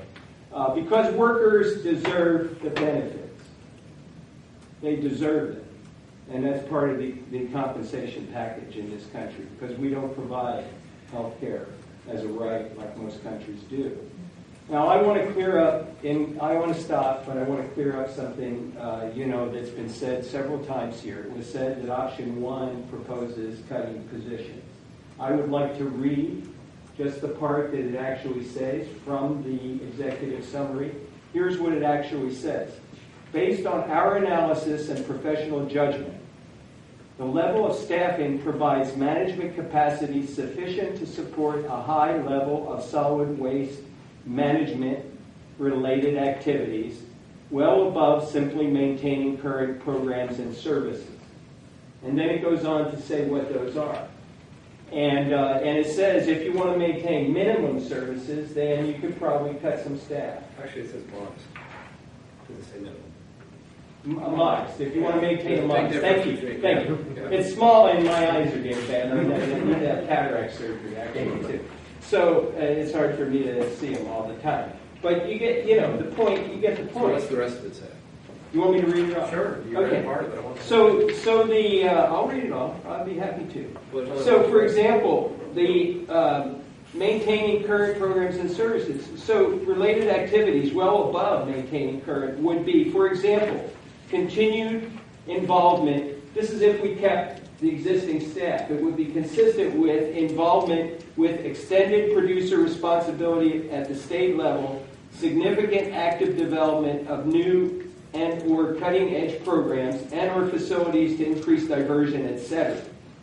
If the authority determines that its long-range objectives are more modest, maintaining its current diversion levels and existing programs and services, we suggest that it does not need to staff both the executive director and program manager positions. So that's the option. Do we want a program that seeks to reduce waste and those costs? And that's something that really needs to be thought about, because those costs are going to go up, are going up, and are going to continue to go up for hauling that solid waste and getting rid of it. So, I would personally like to see us have the most robust possible source reduction program, because then we're going to cut costs ultimately looking 10, 20 years down the pipe. okay? Because that's where the costs are going to be. I mean, and actually, you know, benefit costs and all that too. So I'm not against looking at that. You know, that's the decision, is what level, that's the first decision. What level of services and what kind of program do we want? And then what's the staffing that would fit? So I know I've talked too long. Do you have a clock going?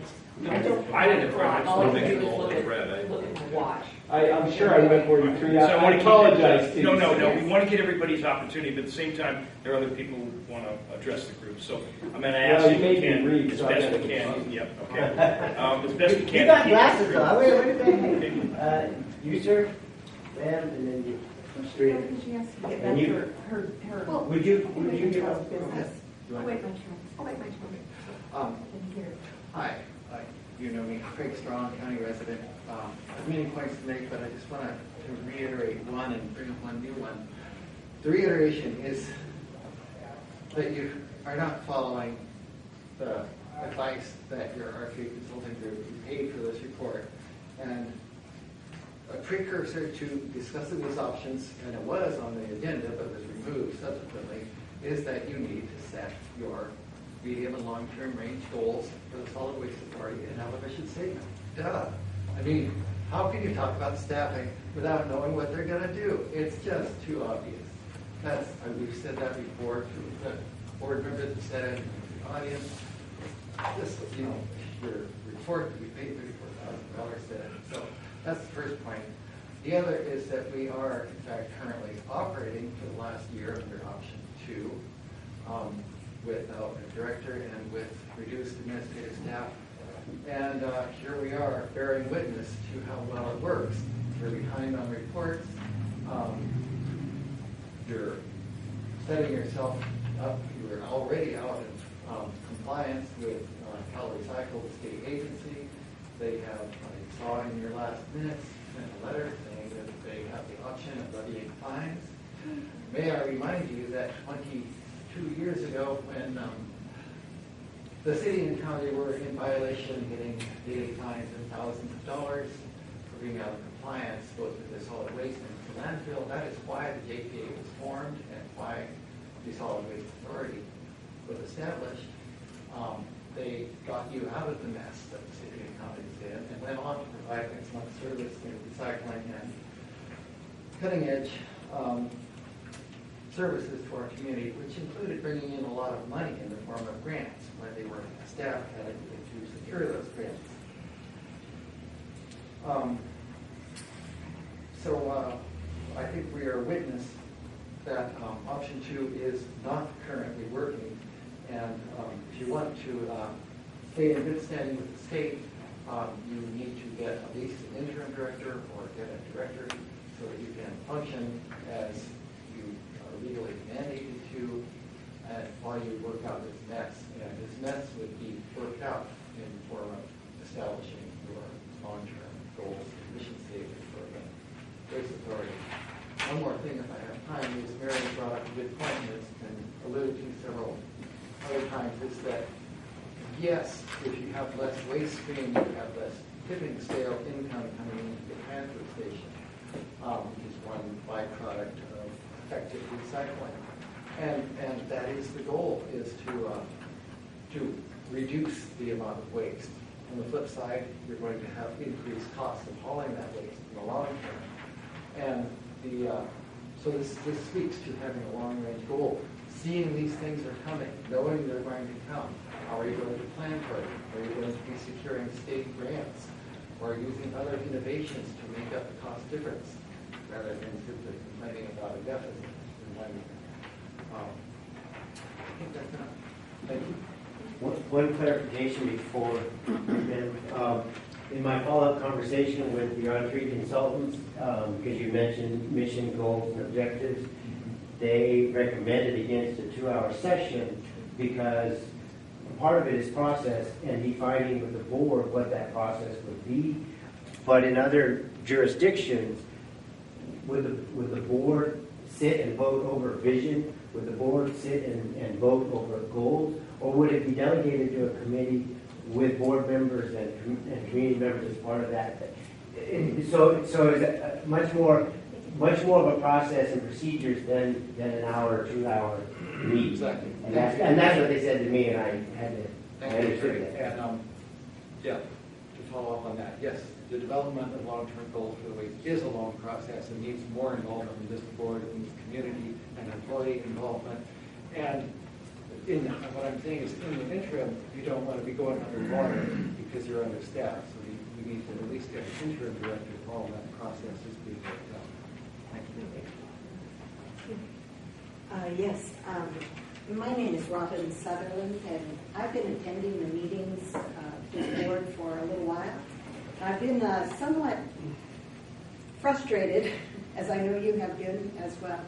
And today something came to mind that I thought, oh, this helps to explain what's going on. Mr. Gitlin talked about the makeup of the whole solid waste authority situation as a puzzle. And it didn't really matter. If you do a puzzle in front of you, it doesn't really matter what chips you put in, what puzzle pieces you put in at what time. You just try and get the whole thing done. This is sort of the pattern that I've seen over the months that I've been at these meetings. You have issues around cost, and you have issues around 29,000 puzzle pieces, puzzle pieces, puzzle pieces. You have this kind of mosaic that has lots of energy behind it, but it's still just a puzzle. I would suggest that we consider changing the metaphor or the frame of reference and think rather about building a house. It wouldn't be a question of asking Mary, how do you want the bathroom built now? Where's the kitchen going to be? You would start out with a foundation. Nobody would argue with that. Start with a foundation. From there, you build up reasonably. I have a background as a professional planner, and I really sympathize with your situation because I think that would be very helpful. We need to go back to your foundation. Then the puzzle pieces begin to make sense because they're in an order that builds. I like how you talk. I like how it sounds. I'll hire you next time. The only addition I would add to the house metaphor, I'd ask Commissioner Wilson and Gassnell and everyone, what is it you want out of your house? What's important? Is it a small house? Is it a big? But I like the metaphor. I like when you talk about do it next and then you.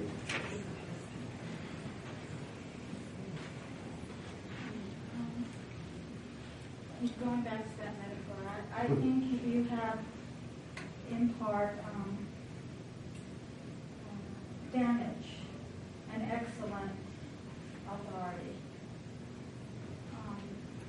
You fired an excellent administrator that performed incredibly well. And you did so because you're no Sherlock Holmes. You did so because there was missing money, not stolen money. That was resolved, and you now don't have that excellent administrator, and you are floundering. We had an administrator who was leading us to a recology work town. The vision was big. It was zero waste. It was get industries to come in and find and identify pathways to reuse materials within the community. You know, I don't know. Try to find someone as good is my advice. And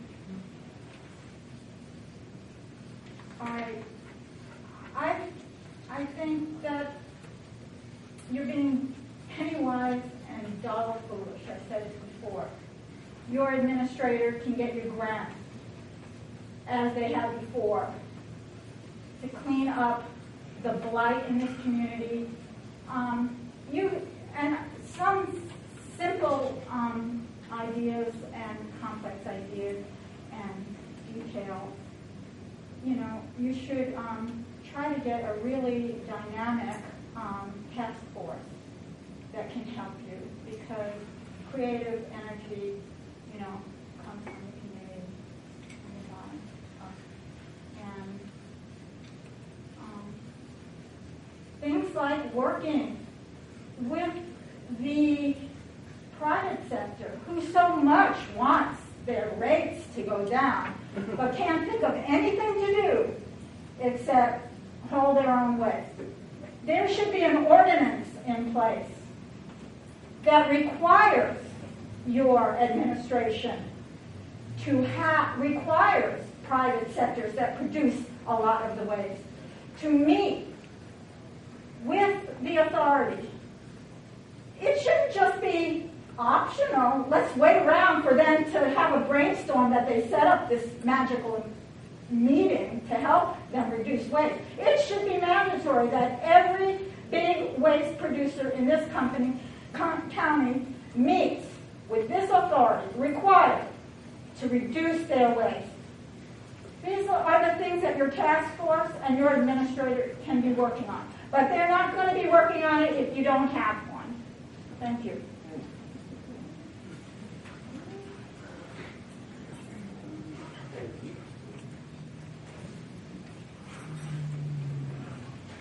Thank you, Commissioner. Barbara Berg, the Gallery of Arts and Culture in downtown Crescent City, and I reside in Smith Rivers. I somehow wish you could have these meetings during non-business hours. I had to close my gallery twice to come today, but I appreciate knowing the time, so I could be here. Thank you. As you all know, I work for the Small Business Development Center, and I'm a business consultant, and I've had a national and international consulting business. And I know, and I know you all know, that to be effective in governance, businesses, international trade, you need to have a staff who's functioning well and highly respected. You need to be organized around that. You need to be able to stabilize your organization. You need to have a business plan, and you need to have a strategic plan. And of course, I haven't been here at every meeting. I apologize. I wish I could have been. But it may be that you're starting sort of backwards with this, reaching toward this these days. So I suggest in that order that you get your staff organized, wonderful to have Ted be the director, have him organize the organization. He's certainly done brilliantly these years. I worked with him at the SBDC, and he worked with entrepreneurs. We set up businesses. We planned the buildings and the land. So we have a lot of, he has a lot of expertise, and with his staff. I also wanted to say that if you stabilize your staff, Ted or whomever you choose, let them organize their organization and their staff so that it works well effectively and meets the needs of the community. Certainly this has stirred up a lot of community interest, and people are really participating, which is quite wonderful. And I hope you hear us and act on that. I don't think the board has ever had a real significant problem with the agency, except as someone mentioned, starting out with the funds. But mostly the staff did very well. They got lots of grant money, lots of entrepreneurship, lots of business. I think that the next thing you should really do after the staff is organized and organizing the organization of the business needs to allow itself to stabilize. And that means working with the commission and with the organization and the community to develop a business plan. And certainly, I know somebody spoke to that. And then that would also be a vision, a mission statement, and a strategic plan. Certainly you have capable people here to help with that. But I think we all know how that works. And it's not unintuitive. Ted has that expertise, the staff, you all. So I commend you to this work. I commend that you look to these 5 items and think them. And thank you for hearing us. And I hope you take what we say. These are not outraged citizens terrorizing the community. These are citizens who are sincerely concerned about waste management, and recycling. Thank you.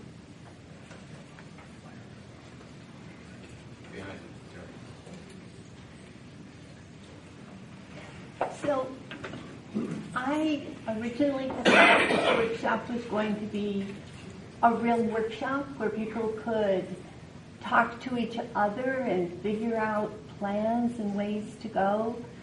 And I look around and I see all these people with all this expertise and all this knowledge and all these wonderful creative ideas.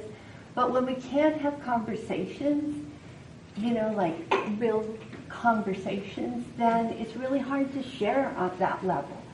And, you know, I know if Andy and I can agree, everybody can agree, right? So, you know, this is doable. So, but before we even have those conversations, I totally agree with all the people who said we have to have a vision. We have to know what the goal is. And clearly, we do not share the same vision. Some of us, well, you know my vision. My vision is for a place where there is zero waste. That would be my goal.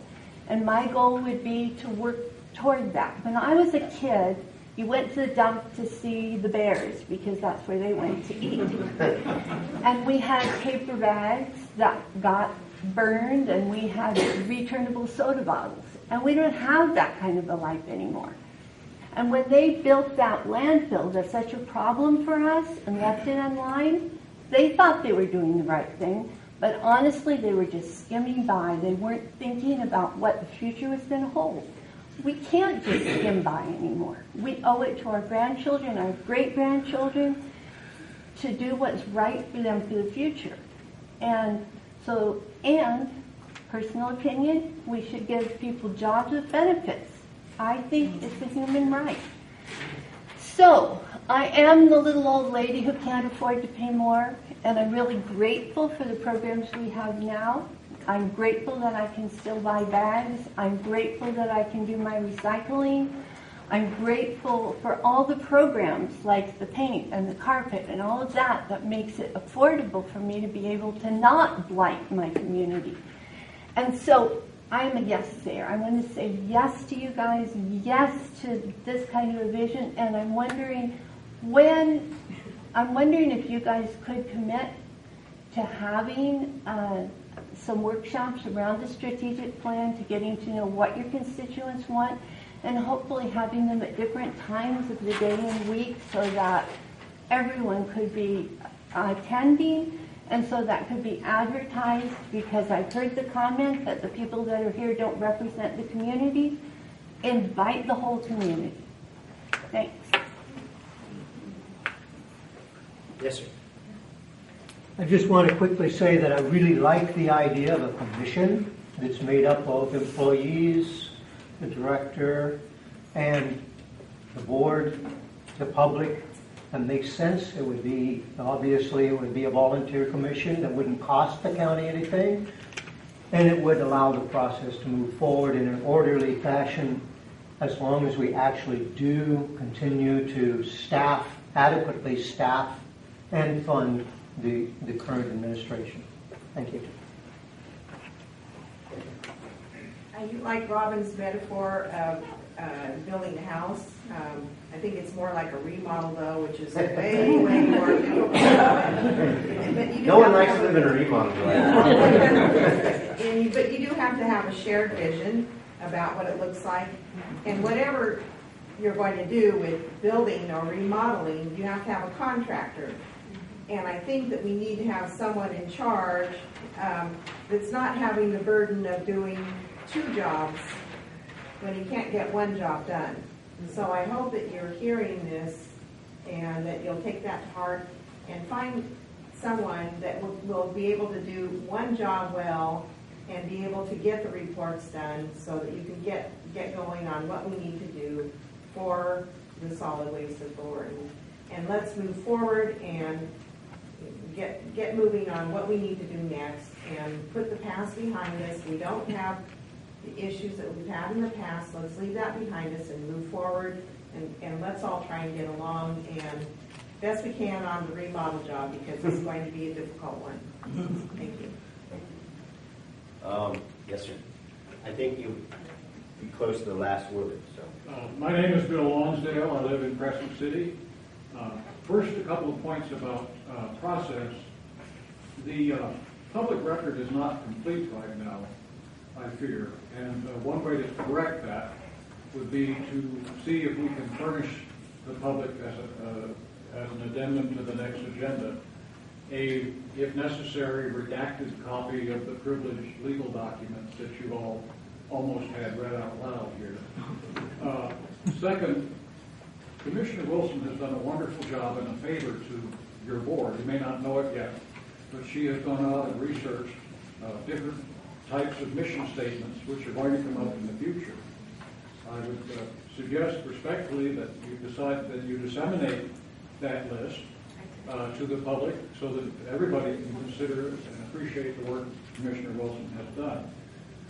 Just by way of congratulations, Commissioner Wilson, I would suggest combining the third one and the fifth one, and you could do that without having to change the purpose statement in the JPA, which would be a benefit.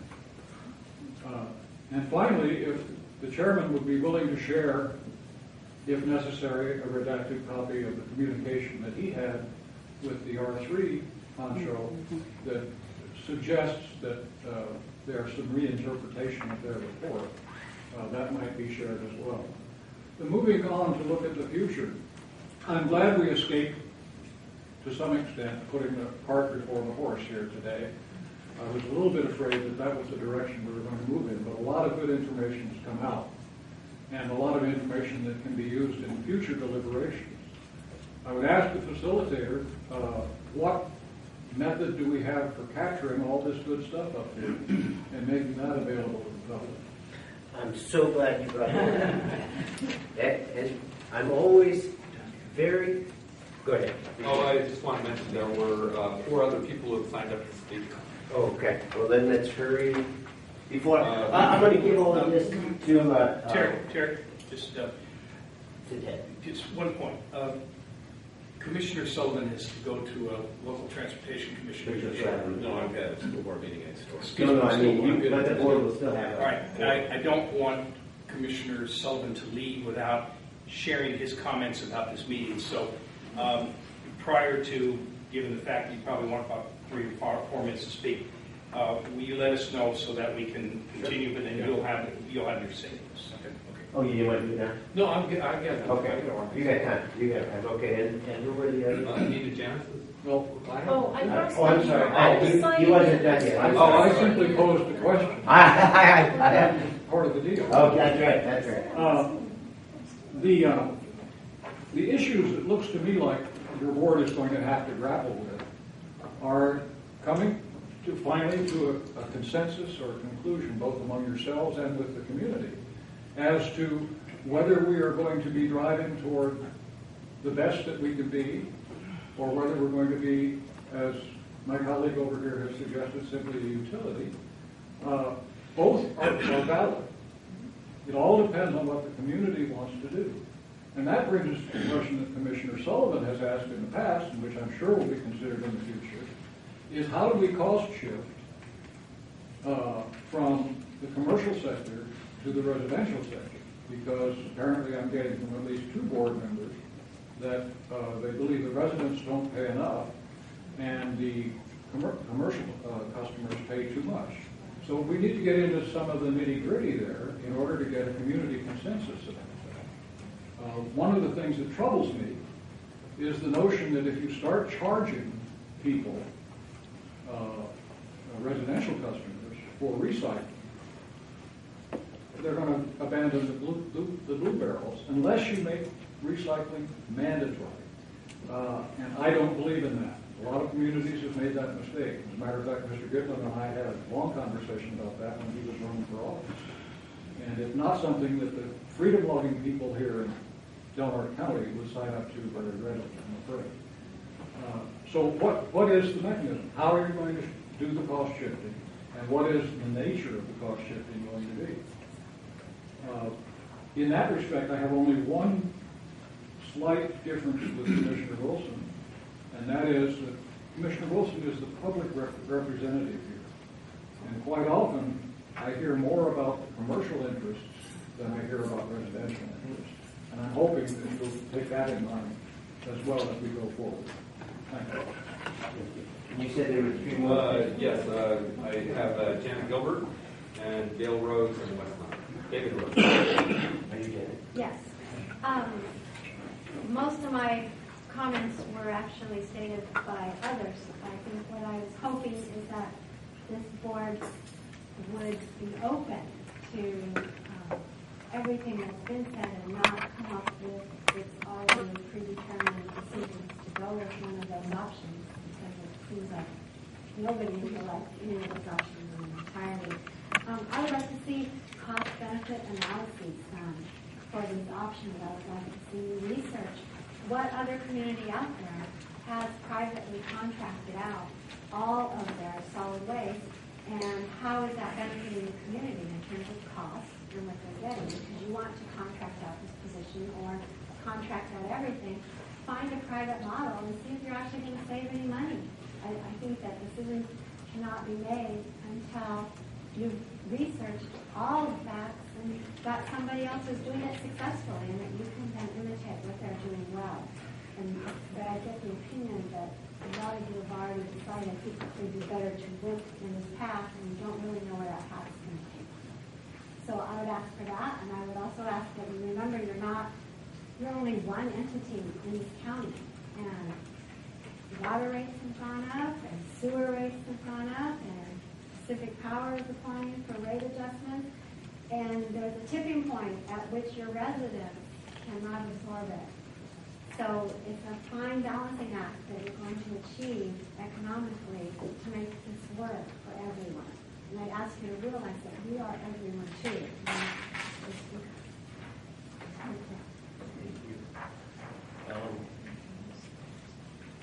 David Rose of West Nine. David Rose. I'm listening at the moment, and I'm very interested, and I appreciate the opportunity to be able to listen to what's going on and make a decision. I'm still waiting to make my full comment. And was there anyone else? West Nine Flag. Oh, I'm sorry. I heard a lot of people talking about a mission statement. I think that's a good thing. A lot of people talking about public input. It's not always easy, in fact, seldom easy to do that at an authority meeting.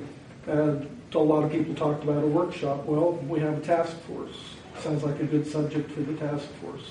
Task force has done community workshops in the past, actually on related items. We can, it's up to the board, but you can give us the task to look at the mission statement, get the public input, have workshops for the public and all that kind of thing. That'd be a good thing to consider for us.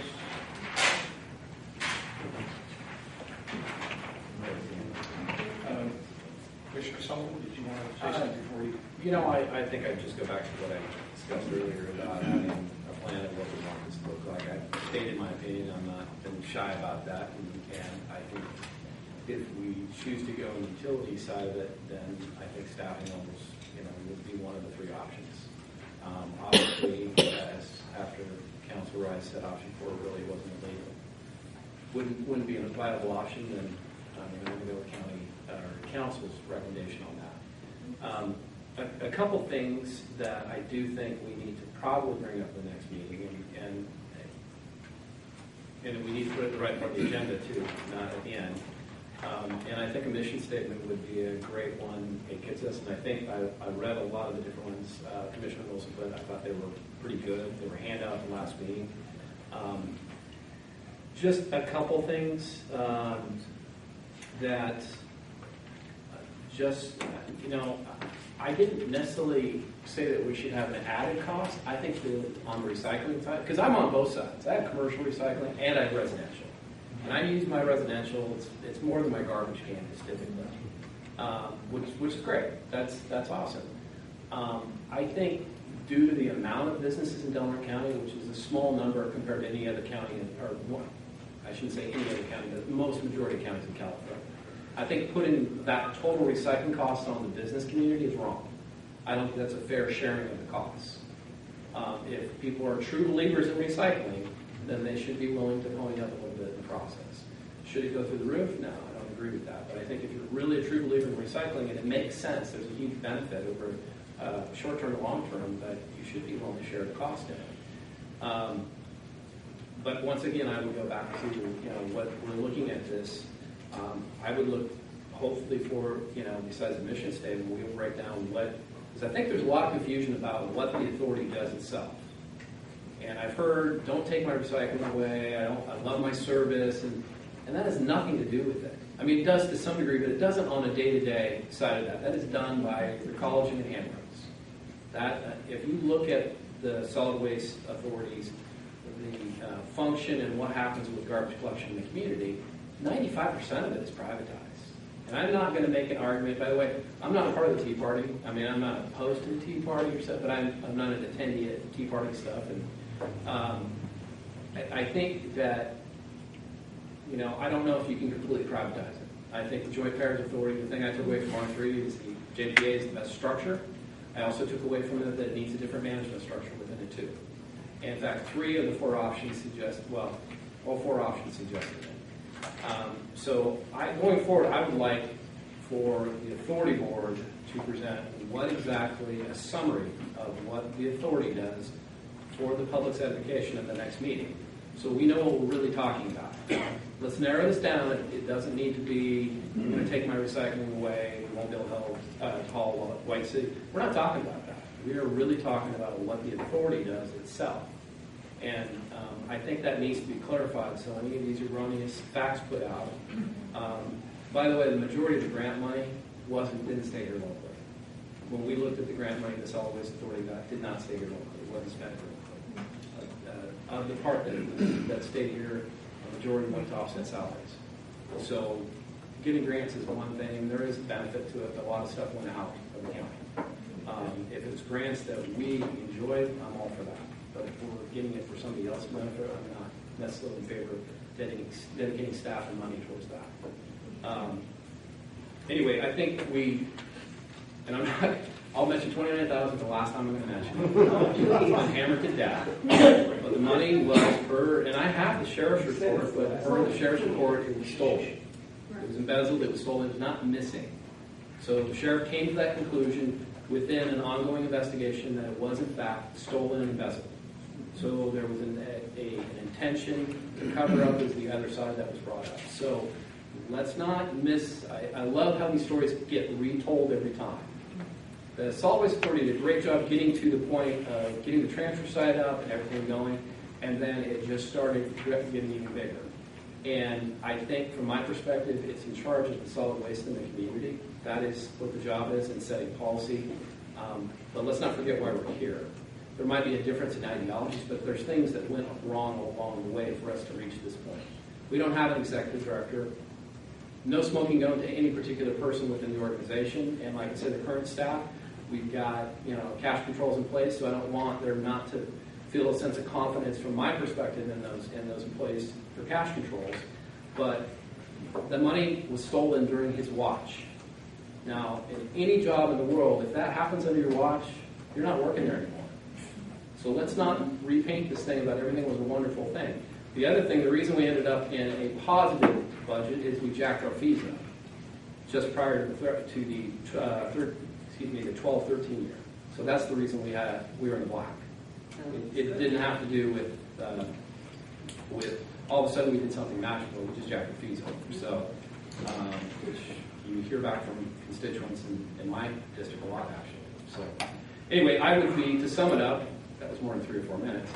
To sum it up, I would be in favor of let's get a strategic, let's just get a mission statement and a direction we want to go, and then apply the appropriate staffing to it, with the idea that the authority is there to provide a service. That's the primary function of the authority. We didn't need that service. The authority's not there. So let's keep that in perspective as to where they're at. So that's my summary. Heidi, you should write down that Commissioner Sullivan is not going to bring that up anymore. I took note of that. Sorry. I took note of that as well. We're going to hold you to that. So, I don't know if I can make that same promise. You did say it. Yeah, that's Commissioner Sullivan. I want to say a couple thank yous, and then Chairman Gaynor, you can please close it out. But even though my friend Patricia would like more of your big brains in committee involved, so I apologize we weren't able to do that. But I do want to thank Chairman Gitlin for being open-minded enough to change the procedure at the last minute, because really we did together want to make this more of a conversation and more open exchange. So that was our modest attempt. I want to thank Heidi Huntsville from Delaware County and Keitra Myers from the Humble Dairy Foundation. And even though Keitra has been introduced as having the best handwriting in California, I think Heidi, I can read all of her stuff as well. I can read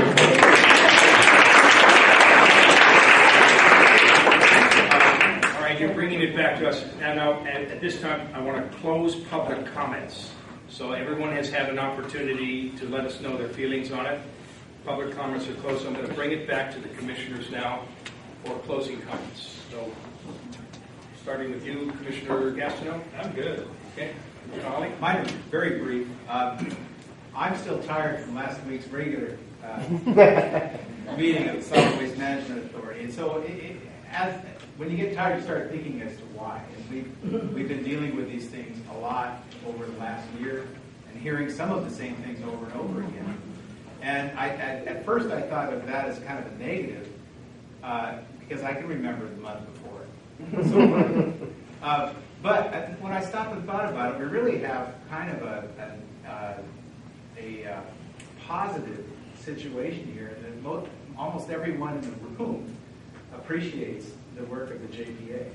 I mean, to start from that place where there's not a whole lot of anger about the way things are happening out there,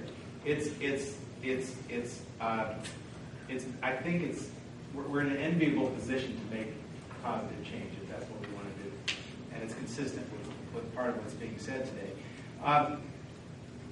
I think about the strategic planning process, and Mr. Sapahan, you said you seemed pleasantly surprised that your humble efforts only took a year. I'm concerned that we are far enough behind the ball that I don't know if we can take a year to do this. Well, I'm not saying that it all, but I mean, for their size and what they were dealing with, right, including lawsuits, I was thankful that it was a year, and I was thankful that in that decision-making process, that because if we didn't complete it in that time, there would have been new appointees to their waste management authority, and we'd almost had to. I'm afraid we might have had to start over. So that's it could be shorter than that. The written information we received, though, said that a complete strategic planning process often takes a year or two.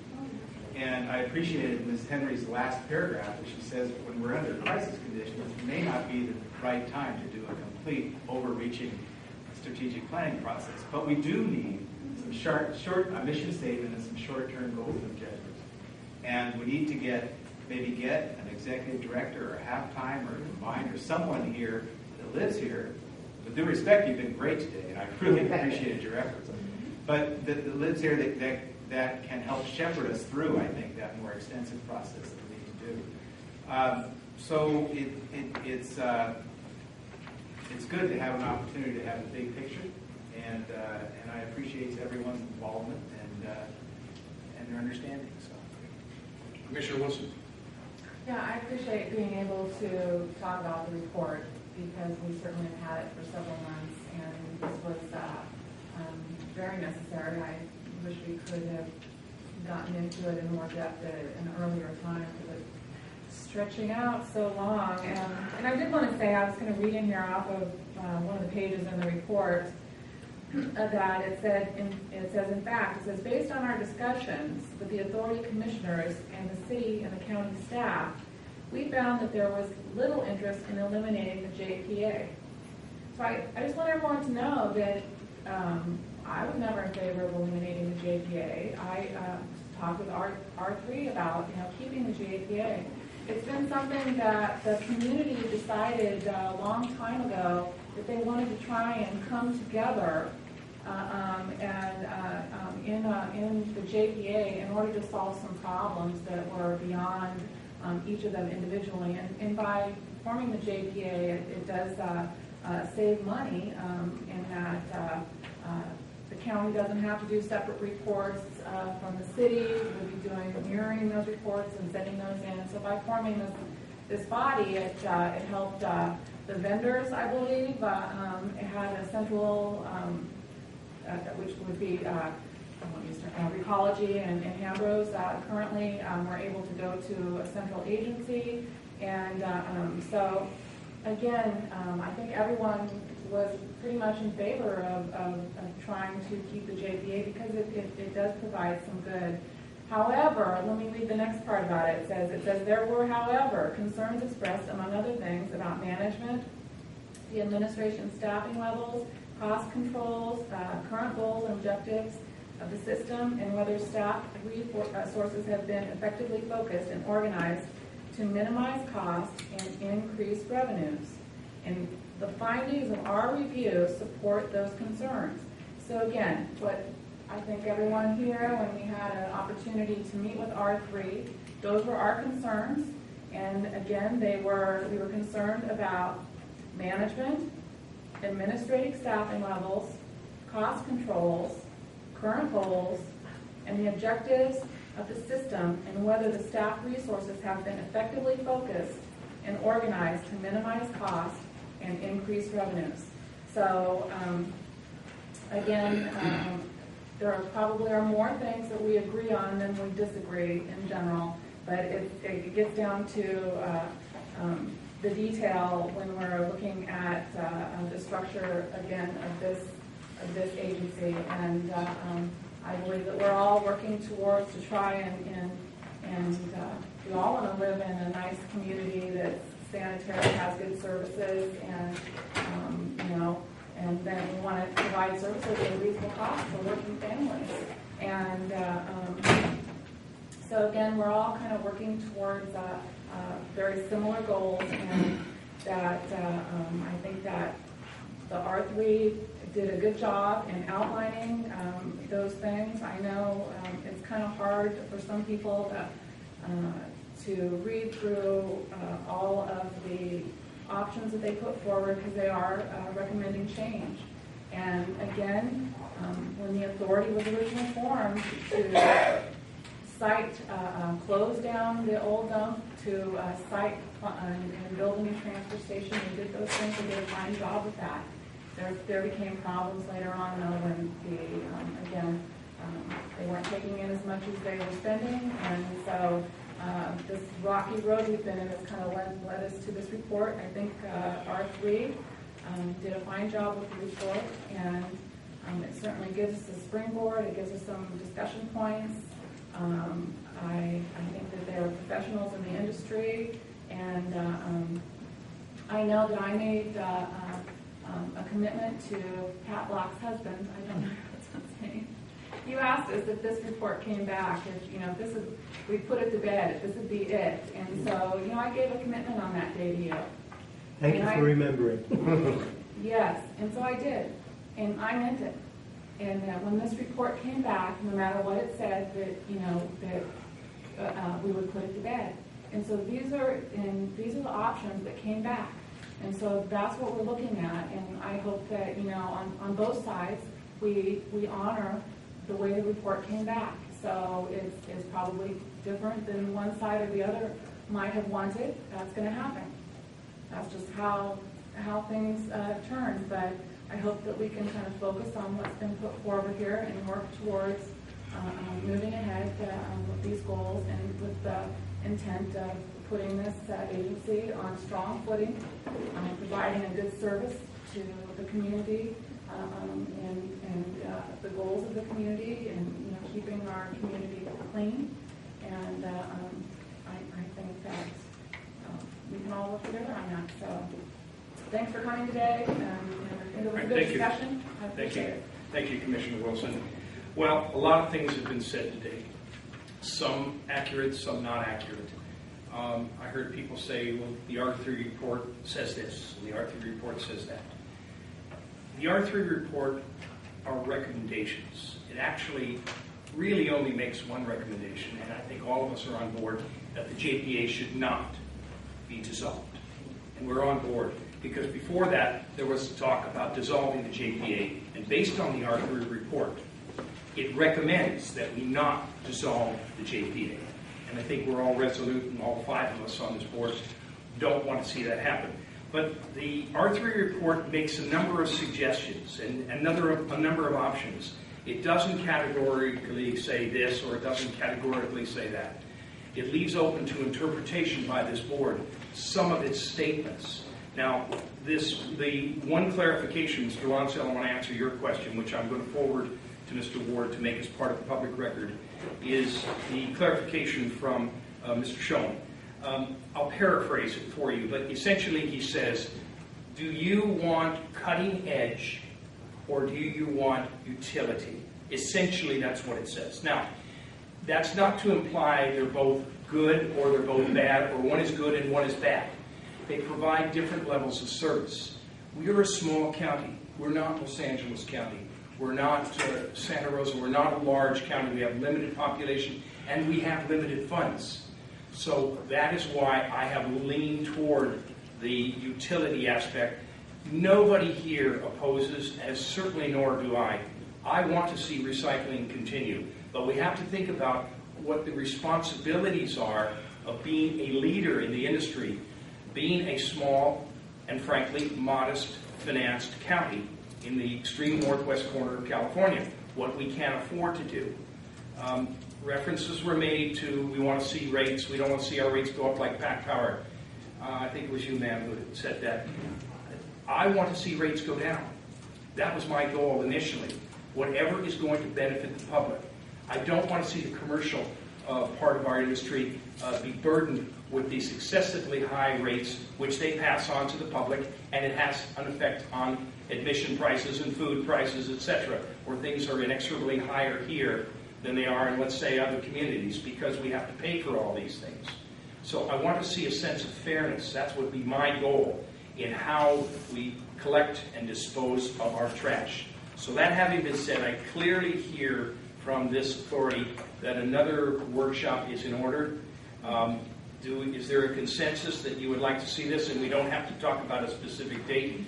Mr. Ward, if you would agendize this as a discussion item in our September 10th meeting, to have a second workshop, and Mr. Supahan, if you would be available, I'm going to suggest you would be within a week or two after the meeting after we agree, if we do in fact agree, that another workshop with the emphasis being placed on mission statement and goals of this authority as per our commissioners, and that is what they want. Now, I've also heard about, we need to hurry up and hire a director. I am all for that, but by hiring a director now, what you have essentially done is precluded the options of any other choice other than option one by doing that. I would certainly not we want to be put in the position of this is your job, and then we decide at some later point to make an option, and then someone loses their job. That's not fair, and I would not want to be put in that position. So I think it's important before we hire that director that we in fact find our direction and which way we should go through this very vehicle called Strategic Options Workshop. So with that in mind, I think we're all in agreement to agendize this, put it on the agenda for September 10th, and find a second meeting with Mr. Supahan being the facilitator sometime in mid-late September. If that's during my approved vacation. Well, we're going to find a date. Okay, we're going to find a date. I appreciate that. Life goes on, but we're going to find a date when you are here, Mr. Ward, so that we can do this and we'll get it done. So that this whole operation, this is a process. It cannot be rushed. It's like threading a needle. You push too hard, you rush too much, you make mistakes. So my apologies for going slow and deliberately, but we are going to cover the bases. Everyone will be heard. Your comments are all heard and registered accordingly. So on that basis, we'll adjourn to the September 10th meeting. And we thank the facilitator.